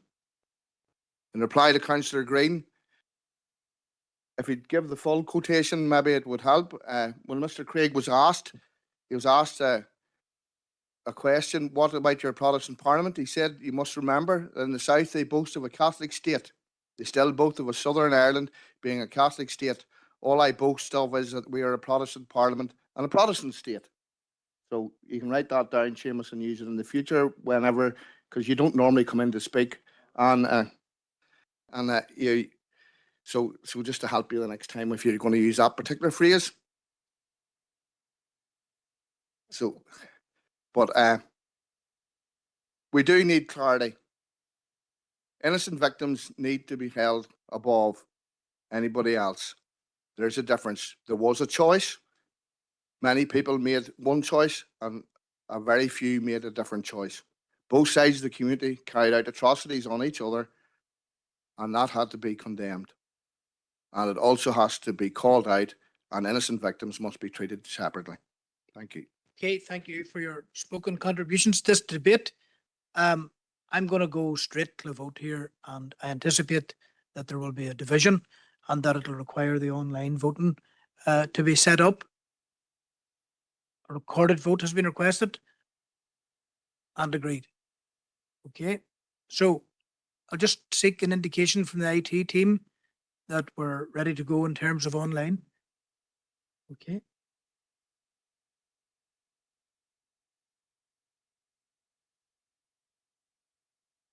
Very good. Excellent. So the chamber vote has already commenced.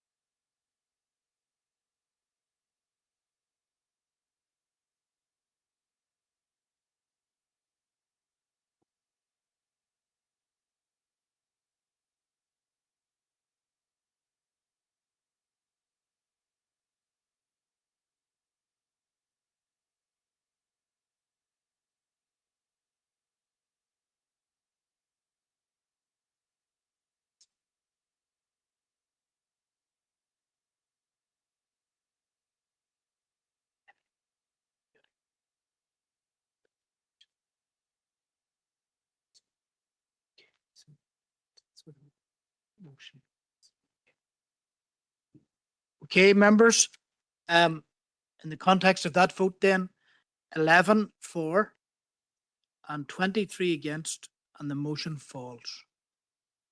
Okay. So I want to move back now to item 15.1. Motion tabled by Councillor Ovens and Councillor Burton. And we're going to go to Councillor Ovens straight away in the hope that his reconnection has worked well. Okay, Mark, over to you. Can you hear me all right now, Chair? Yes. Brilliant, perfect. Thank you, and I appreciate the flexibility in terms of moving on to the next item and then coming back to this. Chair, I'm going to start with a few broad opening remarks and then moving or will comment a little bit on the two amendments, but that's all right. So from the outset, it was the wrong decision for the council to set aside 400,000 for an increase in councillor allowances. It was tone deaf, and it showed this council up for having the wrong set of priorities. And I do suspect, Chair, had our party not been raising this issue for a number of months now, the intention was always going to be to take this surplus and pump it into reserves, which this council does an awful lot at the moment, and put it towards the costs for the redevelopment of the Lakeland Forum, because as we all know, that's placed to plunge this council into quite significant debt. I mean, I don't support that. We wouldn't have supported that. So that's why this motion is about giving that money back and putting it back into the pockets of ratepayers. And the best way to do that, in our opinion at this stage, Chair, is by delivering it through greater and bigger grants to community and voluntary groups. So, and by those groups, I mean community associations, the football clubs, the GAA clubs, the churches, the toddler groups, the PTAs, our older people's groups, the Boy Scout or the Scouts, the Guides, the Hall committees. I mean, we all know of countless good, small, locally run and very effective, good organisations on the ground right across the council area. I mean, these are the groups that hold the counts or the social fabric of our towns or villages and rural communities together. And each year, every single one of them come to this council, or most of them come, many of them come to this council for support. And each year the same thing happens. Demand massively outstrips supply. I mean, Chair, I sit on the council grant aid panel. I'm chair of it this year actually, and I see the community and wellbeing grant, and that's the small grant that so many organisations apply for. And this council tells them in the guidance notes that, you know, if you're successful, you'll get up to £500. But for the number of years I've been on this council, the allocations became nowhere close to that. It's much closer to £200, and that's down to the fact of the sheer demand for the grants and the volume of applications. So we have a chance, Chair, tonight to take a decision to increase those grant awards. And I'm not talking about substituting things, I'm talking about an increase in awards. If organisations were getting £240 last year or this year, there's no reason why they couldn't get double or maybe even triple that next year, because the money's there. We quite clearly have the money within the pot at the moment. So moving to the two amendments, Chair. Amendment 1 by Councillor Elliott and Robinson are effectively proposing to, rather than put that money into the small groups and organisations, to spend it on something the council should already be doing. I mean, I absolutely support, and suspect party colleagues would absolutely support a greater focus on economic development, but simply this isn't the way to do it. I note the line of the motion which states, and I quote from our motion, recognises that as councillors, our priority first and foremost should be to the local community and ratepayers. But that line has been removed from through the amendment for some reason. I'm not sure why, but it's very telling and very revealing that it has. But more importantly, it also perhaps reveals maybe a slight misunderstanding of some councillors of what exactly is or isn't happening within the council at the moment in relation to economic development. Perhaps the proposers weren't aware, but there already is a dedicated line within the budget, within the annual budget for economic development and investment. By the end of this summer, so the summer that's just passed, this council should have spent over £750,000 so far. But guess how much of it actually spent on economic development? The budget was 750. It should have spent 750 by the end of August. It had spent 620,000. So the proposers of this amendment are proposing that we move £350,000 rather than giving it to local groups and local community organisations. They're proposing that we put it into a pot which is already reporting a 20% underspend this year, close to a 20% underspend. I mean, it doesn't make sense, Chair. Moving to Amendment 2, I mean, this was a strange one, Chair. I've been on the council 2 years. I don't think I've ever seen quite as strange an amendment as this. I mean, I see the names have just been added to the motion or to the amendment for some reason that they weren't appearing in decision time earlier. But it does strike me, Chair, as an amendment that was drafted by a group of young people sitting around a school council, and they were just simply listing the first 6 or 7 things that sprung to their mind. Our motion is clear. It's to deliver extra funding for community groups next April through the grants process. But the scattergun approach of the amendment simply doesn't make sense. I mean, we'd happily taken some of the points. We'd happily consider an allocation of funding to food banks and other costs of living pressures, absolutely. But we don't need to rip it from the hands of small, deserving local community groups. I mean, this council has a significant budget. If it wants to put more money towards food banks, then let's have that conversation. But don't rip it from the hands of those small groups. On car parking, I made a similar proposal on Christmas car parking 2 years ago, but it wasn't supported by Sinn Féin at the time. Perhaps they forgot about it. Perhaps they forgot they objected to that, or perhaps they've U-turned, and if it is a U-turn, I welcome it. On animal welfare, I'm sure the animal charities would much prefer the cash injection, which my motion and our motion would deliver rather than a Final point, r- Mark, at the rather 5-minute rather mark, than a please. comment on Christmas advertising campaign. Frankly, it's a nonsense to be moving money away from small groups and spending it on Irish Unity working groups and dual language signs. It doesn't make sense. The amendment was clearly rushed. It doesn't make sense.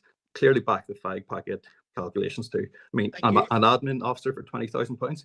The real living wage, Chair, full-time Okay, you're at 5.5 real minutes now, so I'll have appreciate to that, is £26,000 a year. The help you amendment doesn't make conclude. sense. Thank you. That's great, Councillor Evans. Thank you. Now, Councillor Barton is next and will second this motion. Thank you, Mr. Chairman. This motion tonight is, to put it bluntly, about the use of ratepayers' money for the population of Fermanagh and Omagh Council area. How often is this council limited in the number of community groups it supports? Limited because of funds, limited because of a finite pot of money, not because groups don't score sufficiently according to the criteria, but because there is simply not sufficient monies allocated to the funding pot to support communities. Surely the extra finances would be better off allocated to community groups where it could make all the difference rather than sitting in reserves in relation to functions that community groups could run to bring cohesiveness within the community and help communities work together. It could mean the difference also in the community events happening or not happening. For example, the 400,000 that was set aside this year for the councillors' allowance that was not needed, why not reallocate it to the community in the form of awards, as Mark has already said, to youth groups, senior citizens groups, preschool groups, etc. Every year, as I've said, we are all aware that the demand outstrips supply, thus indicating that more monies need to be allocated to the community. This motion this evening gives this council the opportunity to return this 400,000 back to the community for their benefit. I therefore will be seconding this motion without the amendments that have been made. Okay, thank you. And just to seek your agreement, members, for the way I'm going to proceed. So we've heard from the proposer of the motion. We've heard from the seconder of the motion. I would now like to take the amendments in this order, with the DUP amendment going first. So that'll be Councillor Aaron Elliott, seconded by Councillor Robinson.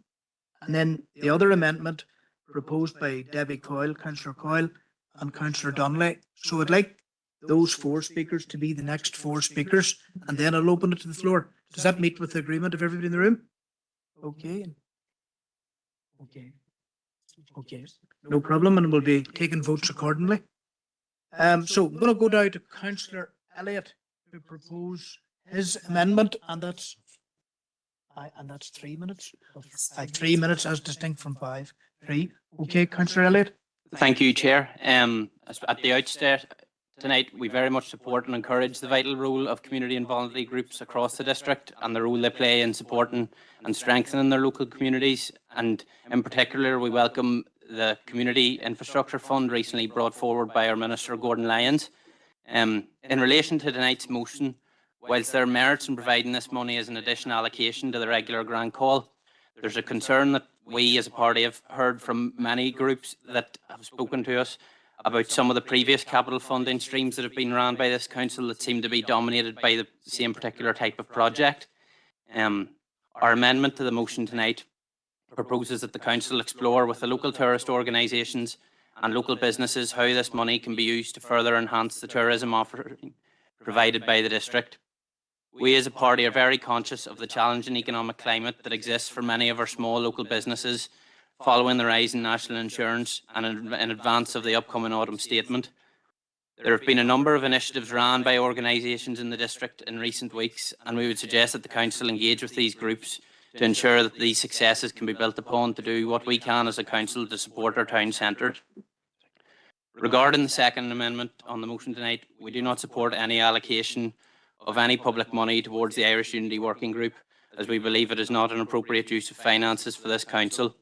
Likewise, we believe the current dual language signage policy is fundamentally flawed to begin with, and therefore we do not support any additional monies being allocated towards that as well, and will be voting against it. Thank you, Chair.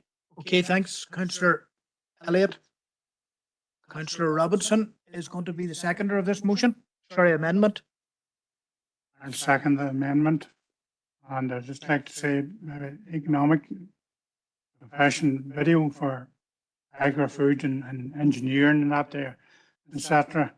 I think maybe we should be looking at to promote our area in at the end of the business. So that's all I have to say. Okay, thanks, councillor Robinson, for that.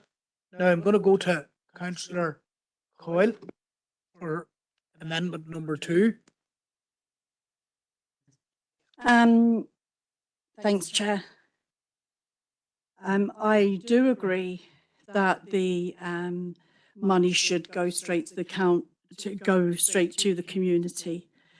But my understanding is that the smaller community groups, and I'm an activist in one myself, so I know a little bit about it, but there would be no time to put the applications out, get it in, and even for those groups to put together projects and have it delivered before the end of March. So the motion itself doesn't actually make any sense.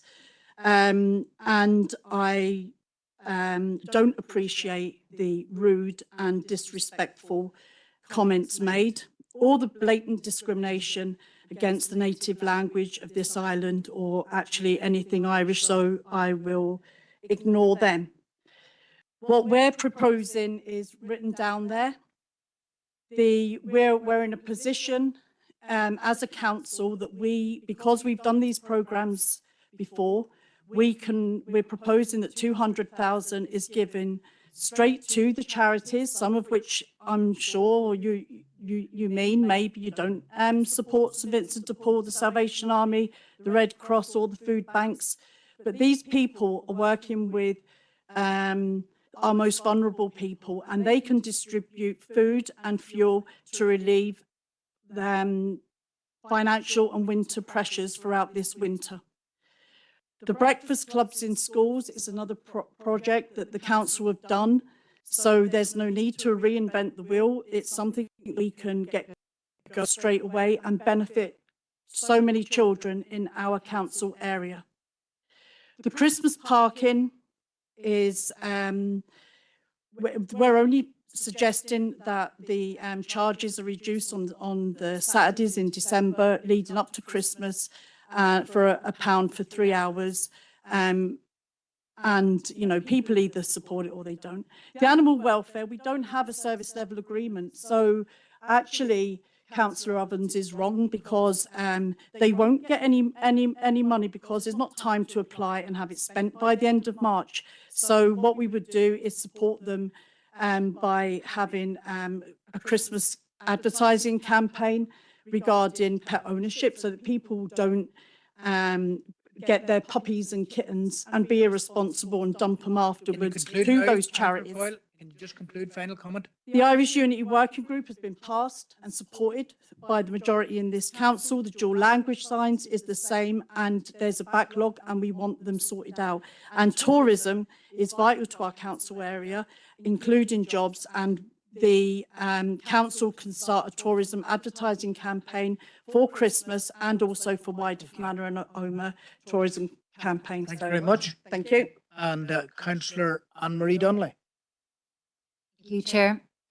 I'm happy to propose seconding this amendment to motion 1. It targets those most in need in our community. It addresses the pressures that local families will face. It addresses poverty, again, across the district.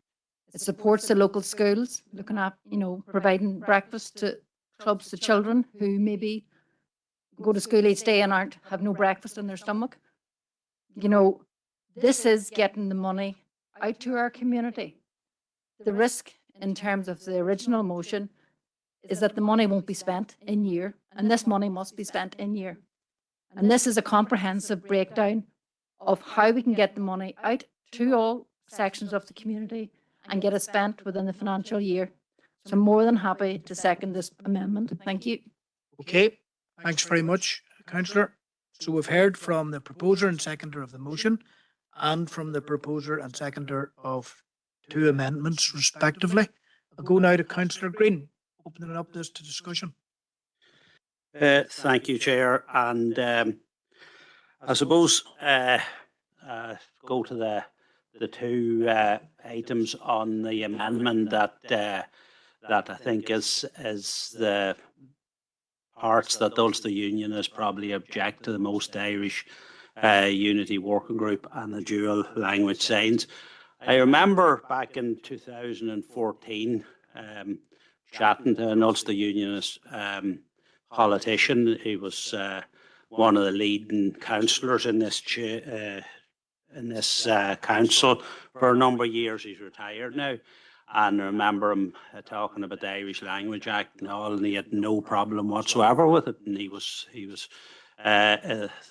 was no issue with it. And then all of a sudden, you know, the ones from Ahey decided that this would be a good political football to kick about. And the Ulster Unionist Party now has went full commando on the Irish language and on Irish unity and anything Irish there ever since.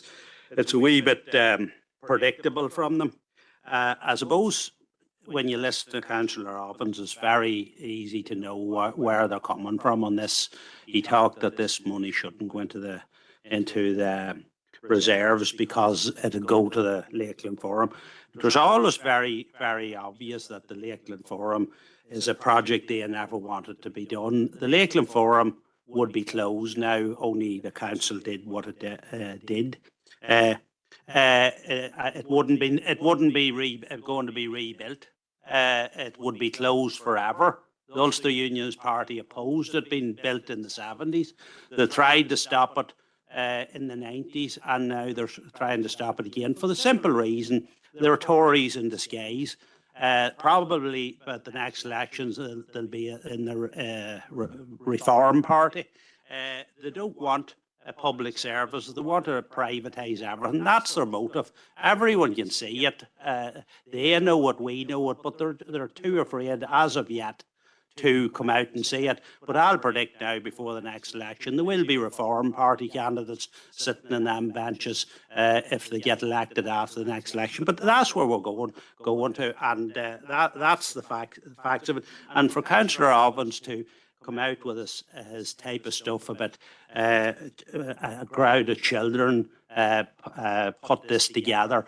The condescending attitude of him, the typical Ulster Unionist superiority, you know, where they look down on the rest of us, you know, we're not fit to do anything unless we have them to teach us how to act and behave. That's the attitude we've got in the chamber from the last election, and, you know, it's getting a bit tired. I was just going to say your 3 minutes is up. Thank you, Councillor Green. Okay, go now to Councillor Gannon. Thank you, Chair. Firstly, I want to acknowledge that the motion and both the amendments have good ideas. Fundamentally, the ideas within them are all good ideas and all have merit of their own. But I want to think about, firstly, that this motion was delayed a month. And why was it delayed a month? Because just a little over 6 months ago now, the council agreed in principle to look to transfer that money into capital reserves, i.e. for the forum. And there's actually a report due to that. That would be at the 6 month accounts. You would get that, which is in 8 days' time. And why this is important, Chair, is because I think it's really important to consider fundamentally changing the position of whether we put it into capital reserves or not. And it would be good to see the full out workings of it. Let's just play it out. £350,000. It'd be for 3 years because that's how long until borrowing is required. That's just shy of £1 million potentially in capital reserves. £1 million less borrowing and less interest on that, if you not precluding any rates and estimate setting process potentially. That's obviously for council to have a look at, but that's something that has to be considered as part of this, Chair. But the thing is, a report would have gave the full details on that. It would have gave the full figures, would have gave absolute correct figures, it would have worked it out, and it would have been really ideal to wait until we seen that report and then make this decision. Because there's obviously clear differences of opinion on how this should be spent in the chamber. waiting a few days, waiting a week and a day allows us to look at it and then say, right, do we set up a working group to decide how this goes and find some position that can work in the good aspects of all of these, because they don't necessarily all account for everything in there, Chair. And I think waiting those 8 days just to give us the time to see that full report and then come into a more collegiate approach on how to spend this would be much more beneficial, Chair. Thank you. Okay. I think this is the stuff of good political debate here, how to spend the money. That is very legitimate for each grouping to bring their ideas forward. Okay, I want to go to Councillor Campbell. I mean, I've got to Carly, and as you say, Chairman, it is important how we spend it, and I think that our amendment has brought forward practical ways that it can be spent, as Councillor Coyle has said, in a timely manner, because it's an opportunity that we have, and we should seize it to put it to use, and we need ideas. And I agree with Councillor Green there. I mean, I was shocked to hear the condescending tone of Councillor Ovens, particularly a slight on young people, a slight on students and student councils. And, I could tell Councillor Ovens that if he wants good ideas, he shouldn't be discarding young people or students, or indeed the younger the better in terms of ideas, I would say. So I fully support our amendment. I think that the 200,000 to those groups, St. Vincent de Paul, Salvation Army, Red Cross, the food banks, that's going to make a real difference, a real difference this Christmas, and I fully support that. And as I do the other measures proposed, there's plenty of flexibility in there to get it, to make good use of that 350,000. The breakfast clubs are fantastic, as we know, and not just to ensure children have full stomach and are ready to learn, but also to support working parents as well, who maybe have to use them to get to work as well. So fully support the amendment, Chairman. Garmy Okay, Garmy Councillor Riff. Thanks, Chair. And this motion in front of us does make quite a good point, and the £350,000 of unused resource does give us a chance to put that money to far better use and supporting the people and places that need it most. And there are some really strong options already being discussed, supporting the community and voluntary groups, boosting local tourism, helping our businesses through what continues to be a challenging time. And these are all areas that, with relatively modest investment, we could have a big impact. While I do fully support the principle that this money should be spent to benefit our residents, I don't think we should be deciding tonight exactly how it's allocated. I do believe we need a proper discussion for that. A council spends the money wisely and efficiently, and I haven't seen a situation prior to this where we just spend such a large sum of money with a 20-minute debate. So I think we need a proper discussion with input across the chamber and from the community to make sure we get this right. There's even doubt tonight as to whether some of these suggestions would be delivered in time to do that money. Those discussions have to take place and calculations take place to ensure that would be the case, that we can get that those projects delivered within the financial year. So let's agree now that this money should be used to support our communities, promote the district, back our local economy, but let's also take the time to make the best decisions on how to use this money in as wise a manner as possible. Thank you. Thank you. Councillor McLaughlin. Thank you, Chair.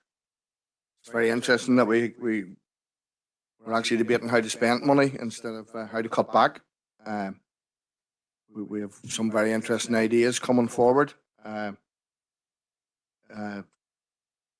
And replied, somebody brought out that we maybe would have a problem with St. Vincent de Paul or the Salvation Army, the Red Cross, the food banks. Absolutely not. They do a wonderful job, and I'm sure they would welcome any extra funding. And also I have welcomed the U-turn by Sinn Féin on the Christmas parking. I know they were against this in the past. I do have serious concerns, and this isn't around my likes and dislikes, that they're well known, but to do something for the Irish Language Unity Working Group, we have no terms of reference, we have no size of committee, we have no makeup of which parties are represented on the committee, and already we're looking to allocate funding, and I don't believe that that can be achieved before the end of the term when this money has to be spent. Dual language signage, they're seeking to employ somebody, a dedicated admin. Again, the money will have to be spent by March and the person will have to be sacked. Prior to that, we'll have to draw up terms of reference, put it out for an advertisement, carry out interviews, and then appoint a member of staff, which will probably take us to the end of January into mid-February, and then we're going to sack them again at the end of March. That's lovely. I think that somebody just love that for an idea, but that's my own views on it, so thank you. Thank you. Councillor Warrington. Thank you, Chair. Well, yet again, we hear the same old rhetoric coming from across the chamber from my fellow Ernie's councillor, Councillor Green. He seems to have this fascination with always throwing up about the UUP's collaboration with the Conservative Party, albeit 15 years ago. And certainly UUP reform, I don't think it has the same sort of ring with it. It doesn't really sound that good. So we'll not go any further down that road. Look, at our party never objected to the new forum. We objected to the road that the council took on the 70 million that it was going to cost. Plus, I would say at this stage now, we said that there needed to be severe work done on the forum, but we never objected to a new forum, but not at the cost that the current one is costing. As for the Irish language, and I think I probably speak for the majority of my party in here, I have no problem with the Irish language. I have no problems with any language. At the end of the day, you know, the languages are there, they're there to be learned. I have no, don't really want to have to learn Irish the same way as I don't want to learn French or Polish or anything else. I struggle with English at times, so we'll leave it at that. The problem is let's be honest with you, the party across from me uses the Irish language as a tool, and that is, you can disagree, whoever that was, but that is the truth. They use it as a weapon to basically beat us with. I wonder if we took a show of hands, many people actually spoke the Irish language in here who really could speak it, apart from the usual buzzwords like collier and what have you. Many actually could go out and speak the language coherently. Look, I'll leave it at that, but we obviously will be supporting Councillor Ovan's motion. Thank you. Councillor Mahan. Thank you, Chairman, and thanks to everybody so far. I think it is good to have debate about things. Not everybody will agree all the time, and that's, I suppose, why we're here. Just a couple of things on the second amendment, and there's some good things in there. There's no doubt about that. The breakfast club in the schools, fantastic. The Christmas parking, I would have issues with that there. I don't believe that will help parking in the town. Those periods is very busy, and if you make parking cheaper, even down to the pound, you're going to have people parking for longer, being staff, and all of those people that would maybe park out further normally. And plus, it's not costed. We don't know how much it's going to cost us to reduce it. And if we do it this year, then we're going to be expected to do it the next year and the next year and the next year. So I don't think it would actually help the business in the town to reduce the parking for people coming in for a couple of hours. Animal welfare, again, that's good enough. We've no issue with that. I think the involvement of funding for the Irish Unity Working Group, you know, it's been possible for us as a party to support this amendment with that alone in it. So I think that's, you know, it's unfortunate that's included in there. You're not going to get cross-party support with that in there. Dual language signs, you know, rehash old ground there. We don't believe the money should be going towards those. And then tourism at the end, which was part of our amendment, Chairman. We as a party believe that we need to create more income coming into this council area. And the best way to do that is through tourism and through getting people down here. And we would like to see more money spent on that to advertise, even within Northern Ireland, to get people to come, to stay for the weekend, to come down here. I'm led to believe that a family of four that comes to Fermanagh for 2 nights can spend up on £500 between accommodation and food, etc., and excursions. If we had a lot of those, we create a lot of income for businesses. Hotels are struggling, restaurants are struggling. To me, that is where we should be focused on creating income generation to this area. No issues well with community groups getting the funding, but we just feel that tourism and economic development is the best way to progress this. Thank you. Okay, thank you, Councillor Mahan. Now, in the course of this debate so far, we've heard from Councillor Ovens, Councillor Barton, Councillor Elliott, Councillor Robinson, Councillor Coyle, Councillor Anne-Marie Donnelly, and we've had the open discussion. So what I am poised to do now is to put a vote to the meeting, and that would be, the initial vote would be on the Amendment 1, the DUP amendment to the UUP motion. So that's what we would be voting on in the first instance. And with that in mind, we'll get the online vote set up as well. And for those councillors who are online, some of you are able to present. Maybe at least one councillor hasn't switched on their camera at this time. So if we could get everybody to switch on their camera. Councillor Rennie may have vacated the meeting. Thanks, Victor. So shortly, thanks, Adam, for the indication. So one can vote now on the DUP amendment. That's what we're voting on right now. And then we'll take Amendment 2 later. Okay.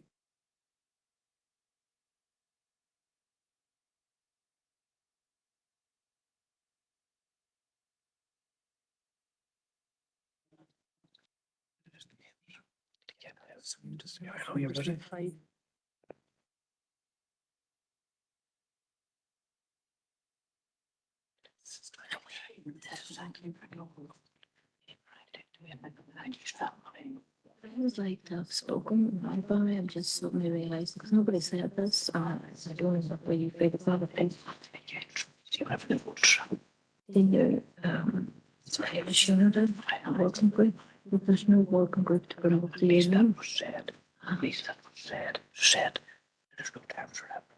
That's what I'm never saying. But at the same time, if there's one group, I should be in a group. Just at the time, not before the vote, because nobody said it. Next one. In 5. Yep.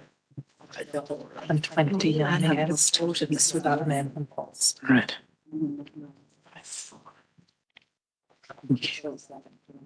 So, members, we have the result of that particular vote.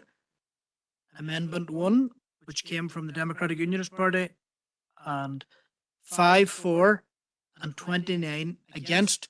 So that amendment falls. So we move now to vote in respect of Amendment 2, which comes from the Sinn Féin Party, which was proposed by Debbie Coyle and seconded by Anne-Marie Donnelly. And again, we'll get that vote set up in the chamber and online. This is Amendment 2.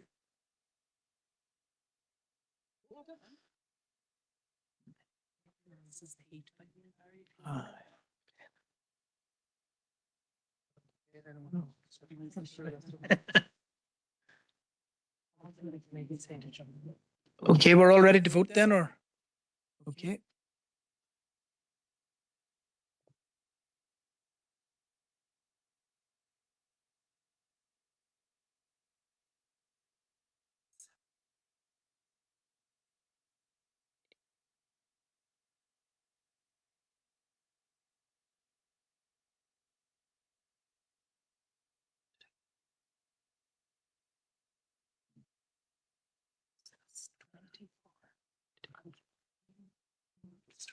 No, we sorry, 21 for.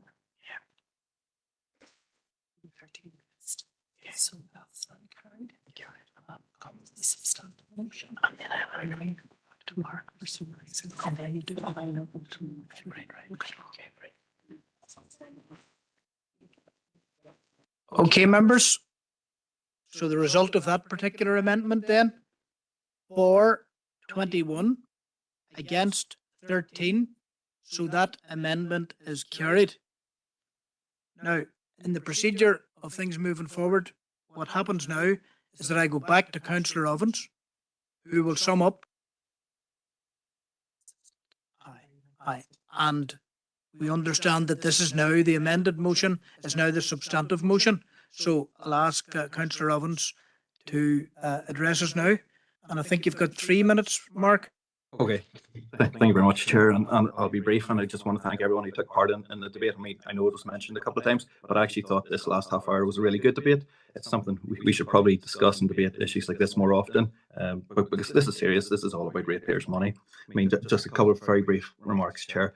It's obvious, and maybe that explains the quality of the amendment, but it's obvious that Sinn Féin haven't read the motion, because if they had, they would have realised that this money, I was not proposing that it had to be spent in this year. I'm reading it here, and it states in my motion, rather than this 350,000 only being transferred into reserves, this council agrees to proactively develop plans now that will see this funding delivered in full as an additional allocation in the regular level of funding that likely will be available for local community funding groups in the upcoming annual call. So that it was clear what the motion said. It's clear what others have now rejected. This was talking about putting money into the pot for the next round of annual grant aid. So that would have seen open for applications in January, February, I believe, February perhaps, and allocations would have been made in April. It was clear what the motion said. It says there black and white. So for any member that spoke and said, oh, we can't spend this money, we can devise a scheme between now and year end, it's simply not the case. Couple of some useful comments, some not as useful, Chair. One comment I just in particular I want to pick up on, and unsurprisingly, it's Councillor Green.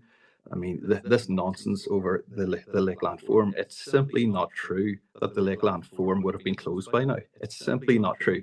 I mean, as Trump would say, it's fake news. It's clear what Sinn Féin are doing here. It is deflection. It's deflection because they know what they have done, and they know what is coming down the line in 2 or 3 years' time in terms of a massive, massive increase to rate bills. So this is Sinn Féin trying to, smooth the tracks a little bit, but we know the vote is in the record what has happened in relation to the Lakeland Forum, and it would not have closed. So I'll move on from that. I mean, this is really, really serious, Chair. And I mean, Eddie or Councillor Roof made a really useful and helpful contribution that he said, look, it's important we develop. We just don't spend money on a whim or make decisions off the cuff. I agree. And that's why our motion tonight talks about developing plans between now and the next annual call next February and March. If we had this passed tonight, I would have hoped and expected that officers would have worked closely with us over the coming weeks and months to really see how this 350,000, what element of it could be put towards greater project management, for instance, which is a shortfall within the council. How much of it did we want to put towards community wellbeing? How much did we want to put into the community facilities grant? These were all things that should have and could have been decided over the coming weeks and months. But Final point, final 10 seconds, Mark. Okay, Chair, I'll leave it at that. But it's just to express a regret, a big and deep regret that this council has passed up on this opportunity. Thank you. Well, I think we're going to vote on the substantive motion, as amended. I can see a number of councillors indicating that they want in, but I think each of the councillors probably knows that the procedure doesn't allow it at this juncture. So I have to move now to the motion.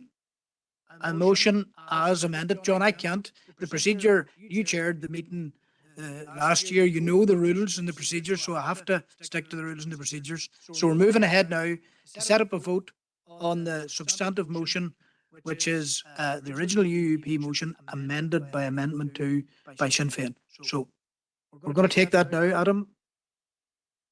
Whenever I get a signal, we're good to go. Okay, we're good to go, both in the chamber and online. So this is the substantive motion as amended.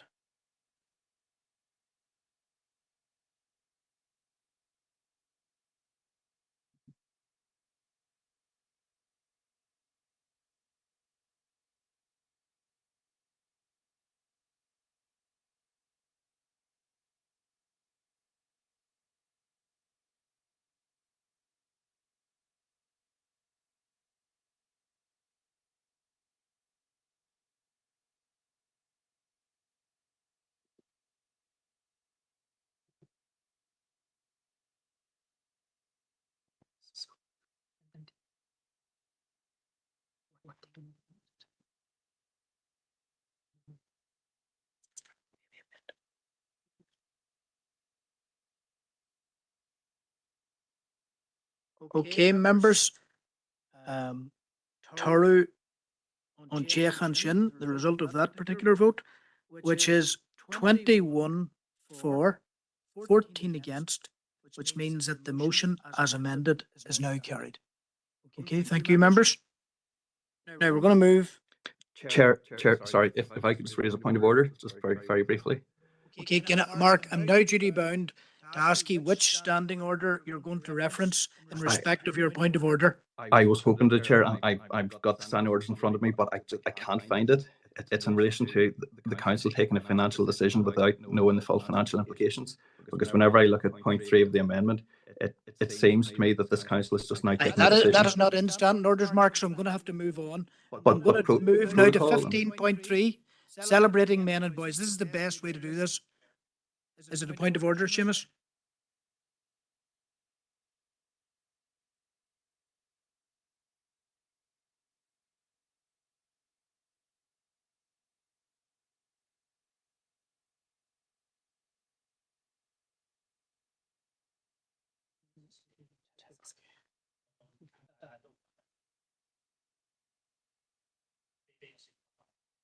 Well, I'm going to bring in John Boyle in response to that factual matter. Thank you, Chair.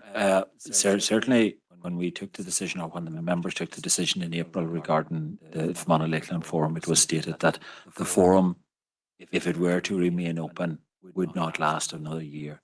And I think when the demolition contractors were in, that was one thing that they stated. Now, because it is now demolished, there is no factual way of saying it would last 6 months, it would last 9 months, it would last a year. But certainly the demolition contractors were saying that the steel that was even included in the piling of the old Lakeland Forum was starting to give way. So I suppose if that provides an answer to whatever, it certainly their conversations were that the decision to demolish was a good decision. Okay, and that was heard because Councillor Green felt his integrity was impugned in the matter. So we've dealt with that on a factual basis, and we're going to move now to 15.3. Celebrating men and boys, and this motion will be proposed by Councillor Coyle and seconded by Councillor Little. Over to you, Debbie. Thanks, Chair. I won't read out the motion because it's there for everybody to see, and it's about International Men's Day that is celebrated every year on the 19th of November. This year's theme is celebrating men and boys. And whilst men and women face many of the same issues, there are areas that need addressing for men in particular. For example, fathers who work do not have the same paternal rights and opportunities at work to balance their career and family life. They have a shorter life expectancy. Many men suffer from mental health issues, and here in the north, 77.4% of all suicides are male, and this is very concerning. Gambling, drug and alcohol addictions all affect men more than women. And whilst fathers generally have the same parental rights and responsibilities if they're married or on the child's birth certificate, many are denied access to their children. And I'm not including anybody that may be abusive or anything. I'm talking about men that don't even come into that group. So I think it's very important that support is given to men and boys through positive programs and initiatives. And I know that the council have done many through the community groups that promote positive male role models. Any of us just need to go onto the news or social media to see and listen to some of the toxic male influencers in particular that target our young boys and vulnerable men, telling them things like they have no rights and pointing to our minority groups and blaming them, promoting misogyny and transphobia, racism and hatred. Lately, there have been so many on our TVs and social media. And that's why I think this motion is important, because there are many positive male role models in our own families. I know I've definitely got some in mine, my friends, and within our communities. Various artists, singers, sportsmen who are masculine, but can show our young people that being masculine can be positive, powerful, respectful, and they can still be very supportive and respectful and encouraging of women, trans people, our migrant community. We need our young boys and girls to be inspired by these positive male role models. And I'd urge everybody to support the motion, Chair. Thank you, Chair. I think this is a very important motion. It highlights the importance of recognising positive male role models and the challenges faced by men and boys in today's society. We must endeavour to promote positive role models.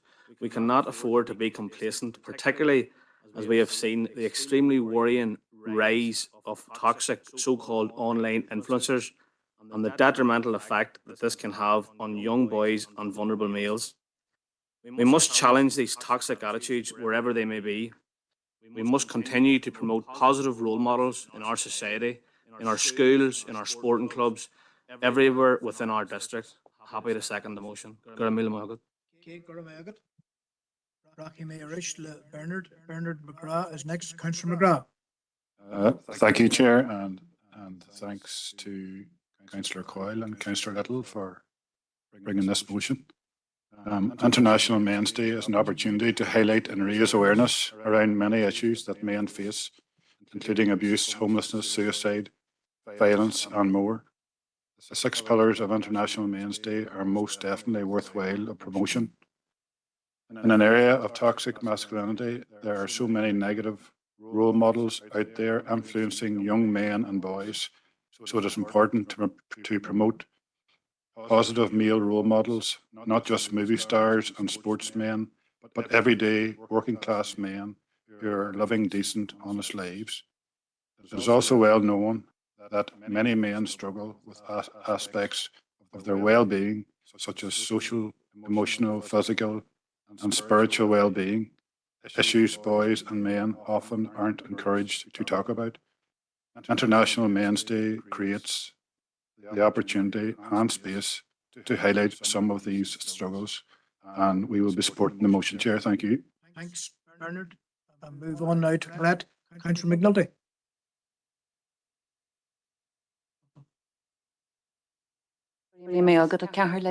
I would like to support this motion also. I'm very happy to see it come forward to the council. In my town in Dromore, I'm currently setting up a men's shed, and the men there, the membership that we have has been phenomenal, and they are just delighted to be out. We're promoting mental health and well-being, and if it's just for 1 hour every week, you know, that we can bring these men together to talk, to share their skills, to open up to each other, and just to make new friendships. I think it's very important to promote mental health and well-being, and I think it's important that men are a big figure in our society. They are in our lives. We have fathers, brothers, sons. So I'm very happy to support the motion. Thank you. Okay, thank you. I think we're all noticing the development of your men's shed in Dromore is brilliant. It's good to see. Well done. Graham Councillor Roof. And then we'll come to Councillor Deehan next. Councillor Roof. Thank you, Chair. Thanks. I'm just really glad to support the motion, marking National Men's Day on the 19th of November. It's a chance to recognise the many ways men and boys contribute positively to our families, communities, and our workplaces. It's also time to reflect on some of the challenges that they face, especially around mental health. And the reality is that too many men are still suffering in silence, and the high rates of male suicide are a stark reminder that we need to do more. And we've seen a lot of cases locally in the past couple of months.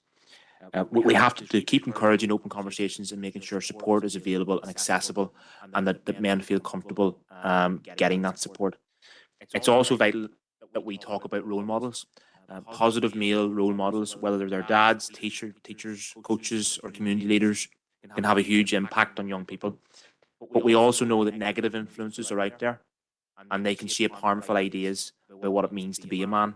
That's why it's so important that we work together to promote a healthier, more inclusive view of masculinity, one that values kindness and respect, emotional strength just as much as resilience and responsibility.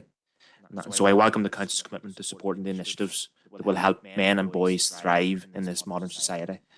Let's keep working with partners in the community involved in the sector and the statutory sectors to make sure every boy grows up with the right support and the right role models in their lives. Thank you, Chair. Okay, thank you, Councillor Roof. I want to take Josephine Deehan next, followed by Shirley, followed by Victor and Nolan. So I'll go now to Councillor Deehan. Thank you, Chair, and I too would like to record my thanks to Councillor Coyle and Councillor Little for bringing forward this motion. Important and timely this motion is, and I think it is right that we as a public body should join in the celebrations of International Men's Day on the 19th of November. I'm sure that all of us within this chamber will be very familiar with wonderful, wonderful men and boys and role models whom we have met and lived with throughout our lives, our fathers, our husbands, partners, sons, brothers, uncles, and so on. And these are men who often have faced major challenges in their own lives, but have been very supportive providers for their families down through the years.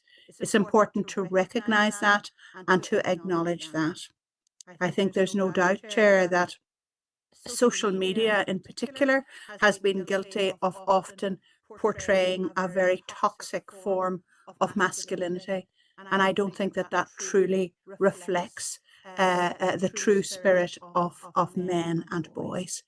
And it is a matter of huge concern to this council, the high rates of mental health difficulties, addictions, and very sadly, completed suicides by men within our society. And our society suffers greatly as a result of these losses and is weakened by it. So therefore, it is appropriate that we should contribute in whatever way we can to building up and strengthening the male psyche, to make them understand their self-worth, how much we value them, and the major, major contribution that they make to our society. So I'm delighted to support this motion, Chair. Thank you. Okay, thank you, Councillor Deehan. Go now to Councillor Hawkes. Thank you, Chair. And thank you to the councillors who brought this motion to the council tonight.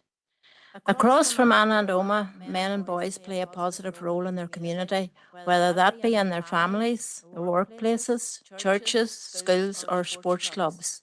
They are the fathers who guide, the sons who give us hope for the future, the coaches and teachers who inspire, and the volunteers who serve their community. Too often the contribution of men has been downplayed or criticised. It is right that this council should pass a motion to say plainly, men matter too. It is important to recognise that men are struggling. Tragically, across the UK, the suicide rate amongst our young people is highest within Northern Ireland, and we know that many young men are impacted. In 2023, there were 221 registered deaths by suicide in Northern Ireland. 171 of those deaths were male, with the most deprived areas having a significantly higher percentage of suicides compared to the least deprived areas. Rates were higher amongst those who were single or divorced compared to those who were married or widowed. It is therefore right to highlight the issues that men can face, particularly with mental health and well-being. As a council, we must show leadership in addressing harmful stigma that exists around men's mental health and support men and boys, access support and help across the district. Too many men feel that they just have to get on with it and stay silent. We should encourage and support men to reach out for help when they need it, whether that's through community initiatives or professional support services. In recent years, we have witnessed, and as Colette has already alluded to, the impact that men's sheds have had in bringing men together to improve mental health while practicing a new skill. They bring people together who may have been isolated and build friendship with a sense of purpose. I commend the local groups and my DEA for the work that they undertake and support that they provide. I, along with my DUP colleagues, fully support this motion tonight. Okay, thanks, Shirley. Thank you. Bye. Okay, now move now to Councillor Warrington. Thank you, Chair. Well, we will be supporting this motion, albeit not quite understanding the relevance of bringing it to this committee, recognising International Men's Day. It's important that we acknowledge the positive contribution that men and boys make to our families, our workplaces, and throughout our communities. We would also say that we should not pressure those who don't agree with some of the examples given here tonight, and things like supporting the trans community. This certainly should be left up to the individual's conscience beliefs, and as long as they do it in a positive way. Too often the pressures facing men and boys, particularly around mental health, well-being and suicide, go unspoken and unsupported. Highlighting these issues is not only necessary but also overdue. We welcome the focus on promoting diverse and positive male roles, models who lead by example, challenge outdated stereotypes, and encourage the next generation to grow with competence, compassion and purpose. By supporting initiatives that help men and boys look after both their physical and mental health, we are investing in stronger families, safer communities, and a healthier society for everyone. We therefore fully endorse the calls for statutory agencies, community organisations, and the voluntary sector to join with this council in celebrating our men and boys and ensuring they receive the support they deserve. Thank you, Chair. Thank you. Councillor Hayes. Thank you, Chair. I just wanted to come in to say that I support this motion 100%. It's very important for men and boys to have the support and the stigma taken away around mental health has been said by other councillors, you know, and for them to be celebrated. Don't support the UUPs. It's such a shame that you've come out with that when everyone was agreeing what a great motion this was, and you had to bring the discrimination in. Well, never mind. But I actually just wanted to come in, Chair, to suggest could we light up the buildings on the 19th of November? Okay, I'll in take that blue? as an item of AOB. Nolene, Yeah, I'll take sure. that in that format. Thank okay? you, Chair. Okay, thanks very much. I'll go now to Councillor Coyle, I understand, for summing up. So I'll go to Councillor Coyle. Thanks, Chair. Yeah, it doesn't surprise me that maybe some don't get it. And that's because they probably, you know, would have more of a discrimination mind. We bring International Women's Day motions every year. And it's not the first time we've brought one for International Men's Day. And this motion is about equality. And just, it kind of is in line with some of the previous comments that were made. I'm not black or gay or trans, but I fully support equality for our black migrant communities, LGBT plus communities, and as a feminist, I also believe in equality for men. I don't speak Irish, but I fully support the promotion of the language of this island and the right for everybody to learn to speak it. So that's just to put it in context for people that don't understand what equality is about. And this motion is about equality, equality for men. Thanks, Chair. Okay, thank you. Now, members, I'm going to anticipate, based on the contributions, that is unanimously passed, that particular motion there. Okay, is that agreed? Great. Okay, thank you. Now, we're at item 16 in the agenda, and councillors have contacted me variously ahead of today, obviously, and then Nolene was introducing something there that I felt it's better to put into the context of AURB. So I'm going to go to Councillor Green first, and postal delays might be one of your issues or your key issue here, Seamus. Thank you, Chair. Yes, indeed. There's a major issue around the Brook Union area, and I presume that's the areas that I know about, but I presume it's across the entire district where mail isn't common for 3, 4, and sometimes up to 8 weeks at a time. Royal Mail are delivering parcels, and first class mail seems to be getting through pretty well as well. But it's the second-class mail that seems to be stopped. Has been delivered in bundles with elastic bands around them weeks and weeks later. And a number of people has contacted me, people that were sick, missing cancer-related appointments, different hospital appointments, and it is really outrageous. And Royal Mail, I believe, was fined £21 million there recently by the regulator in relation to this type of thing. I raised this maybe 12 months ago, and I think we had Royal Mail in and they denied this completely. So I think the regulator proved that maybe we were right and they were being economical with the truth, can I say?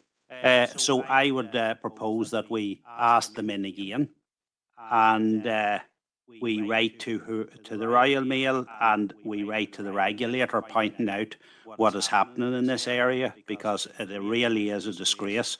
And so that's my proposal. Okay, and I can only take now straightforward seconding of that as an action point. Councillor McArdle. Gora Mayagat Kirok, I'd like to second Councillor Green's proposal. Right. Thank you. Gora Mayagat Corridor. I can't allow others in on this particular. It's the rules of the game, unfortunately. But I will come to you, Nolene, shortly on the other matter. So that's agreed, members. That course of action. Okay, I want to go to Adam Gannon now. Adam may have two items. Okay, go to Councillor Gannon. Thank you, Chair. The first item, following the verdict of the Bloody Sunday trial, parachute regiment flags were erected, including in this district in Tamla. These flags were erected maliciously with only one goal: to cause hurt and further division. Raising them was effectively a disgusting attempt at gloating in the face of great pain. It's nothing but sectarian hatred, and importantly, Chair, it highlights the ongoing problems with flags in our community. It comes up again and again and again, and the executive needs to get serious on flags. So, Chair, I propose we write to the relevant executive ministers, which I believe include infrastructure, communities and justice, to highlight the recent issue, the hurt it causes, and ask that they take action to provide meaningful legislation which will remove flags when required, Chair. Okay, so we've got a proposal. I would take Councillor Little as seconding your proposal. So is that agreed, members? Agreed. Okay. Okay.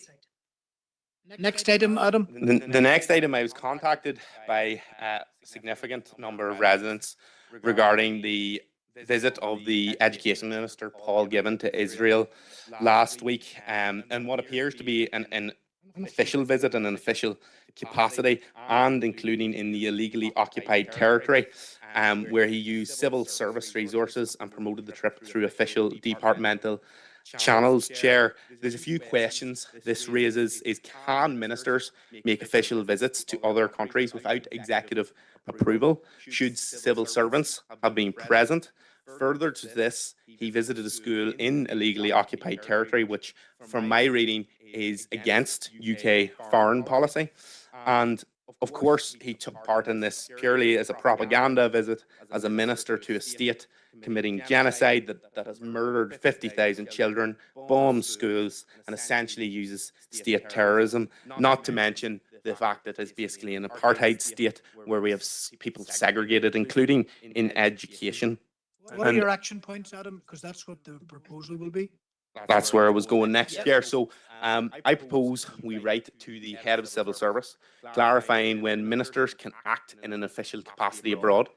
We also write to the UK Foreign Office asking what the status of visiting the illegal occupied territories in an official ministerial capacity is. And I also propose that we write to the Education Minister himself, raising our concerns on behalf of residents of this district around this visit, and the use of departmental resources regarding this visit, and as well suggest if he wants to observe best practice, he can just go across the border where the schools rank much higher on educational league tables internationally than in Israel. Okay, and do I have a straightforward, Councillor Little again, okay, has seconded that. Now, is everyone in agreement with the proposal of Councillor Gannon, seconded? Well, in that instance, then I'm going to set up a vote here. Okay. Again, I'll just seek guidance. Okay, as to when it's ready to go. Thank you. Our IT team. Okay. Okay, good. So the vote is now live. On Adams.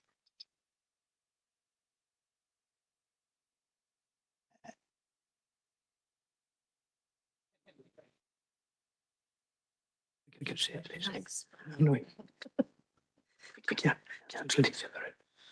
We were invited out of Israel and away. You did not pay for them. That's 17. Yeah, that's it. Just appropriations. That's 17. Yeah. There's one here. Thing of.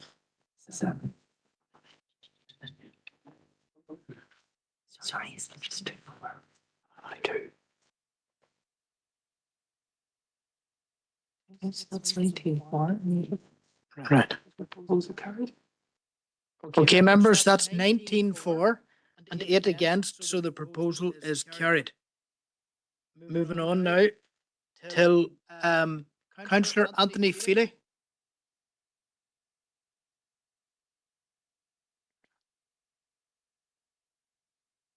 I'll go to you now, Anthony, sorry. Thanks, Chair. And I just, a number of residents living in the Prince Andrew Terrace in Derrygonnelly have contacted me that they would like the name of their street changed. They're not happy with the street being named after a man with so many serious allegations against him. And I just seen in today's paper a lot of other councillors in the north are doing something similar as what I am proposing to do tonight. And I did bring this issue up a while back when the rumours started to surface about this man's actions, but I was told that legislation had to be changed. So now is the time to change that.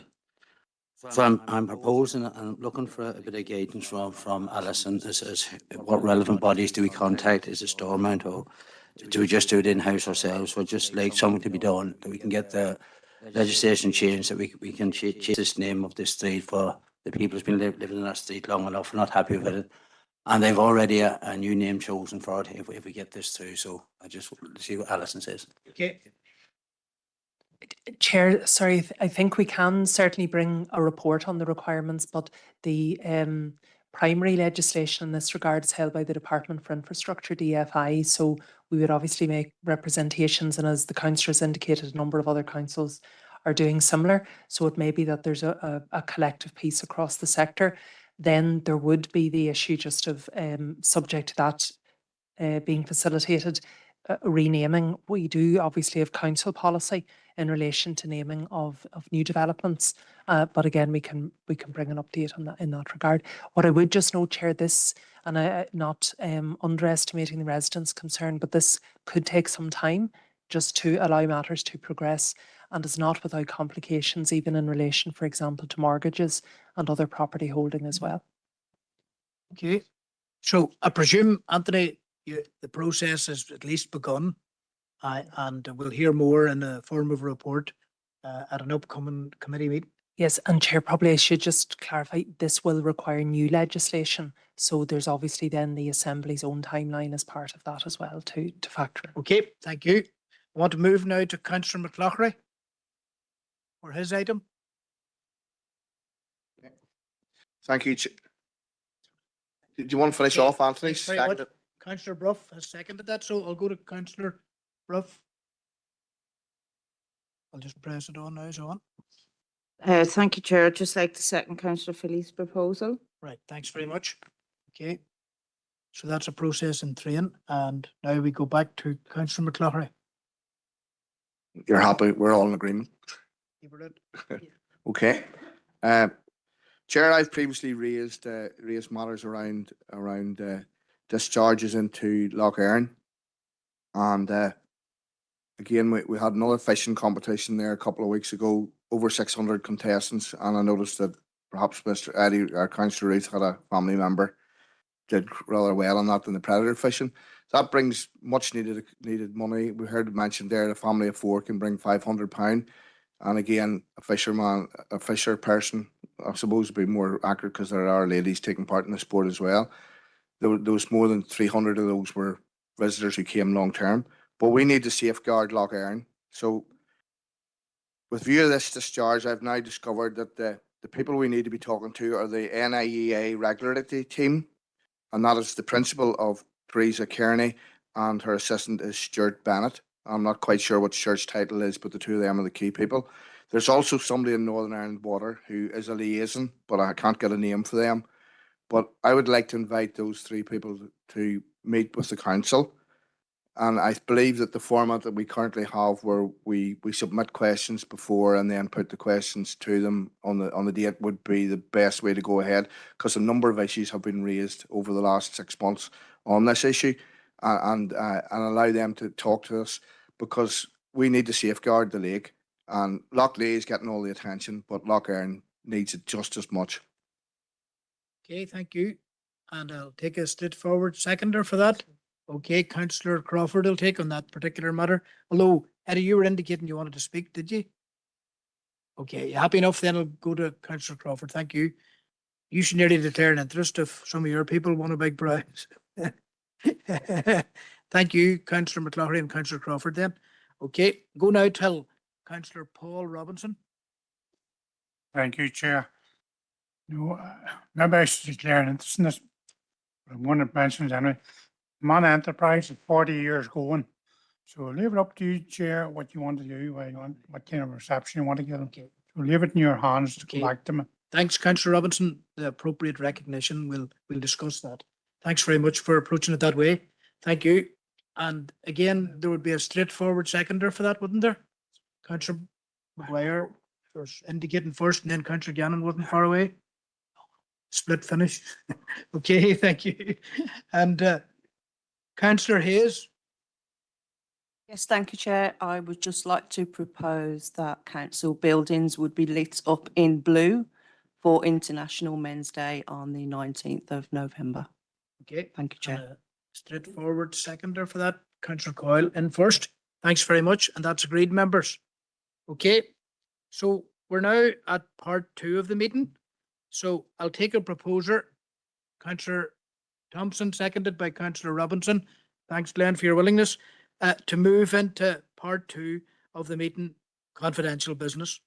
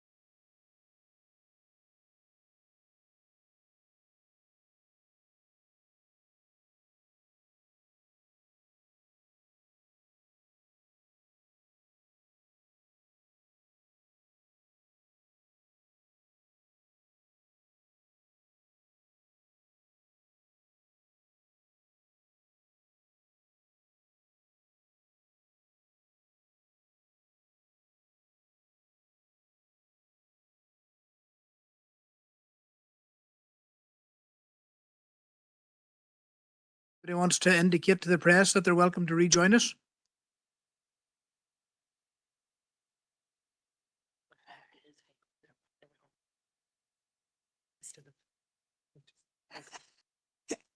Okay. Okay, over to you, Alison, now to give us a resume of what happened in confidential matters. Thanks, Chair. While in committee, the council confirmed and signed the confidential minutes of the council meeting held on the 7th of October. There were no matters arising. Also confirmed the confidential minutes of the planning committee held on the 17th of September. Again, no matters arising. Confirmed confidential matters of the Regeneration and Community Committee meeting held on the 14th of October and received an update on a lands matter. And then finally considered the confidential minutes of the Policy and Resources Committee on the 15th of October, and again, no matters arising. And again, while in committee, Chair, just members received an update on two matters. One in relation to correspondence received from another statutory agency, the other in relation to an ongoing correspondence with a company. We need a proposer and a seconder then to Councillor Maguire as proposer and Councillor Robinson is the seconder. And that is agreed, members. And that concludes the business of our November meeting. Whenever I hit the table.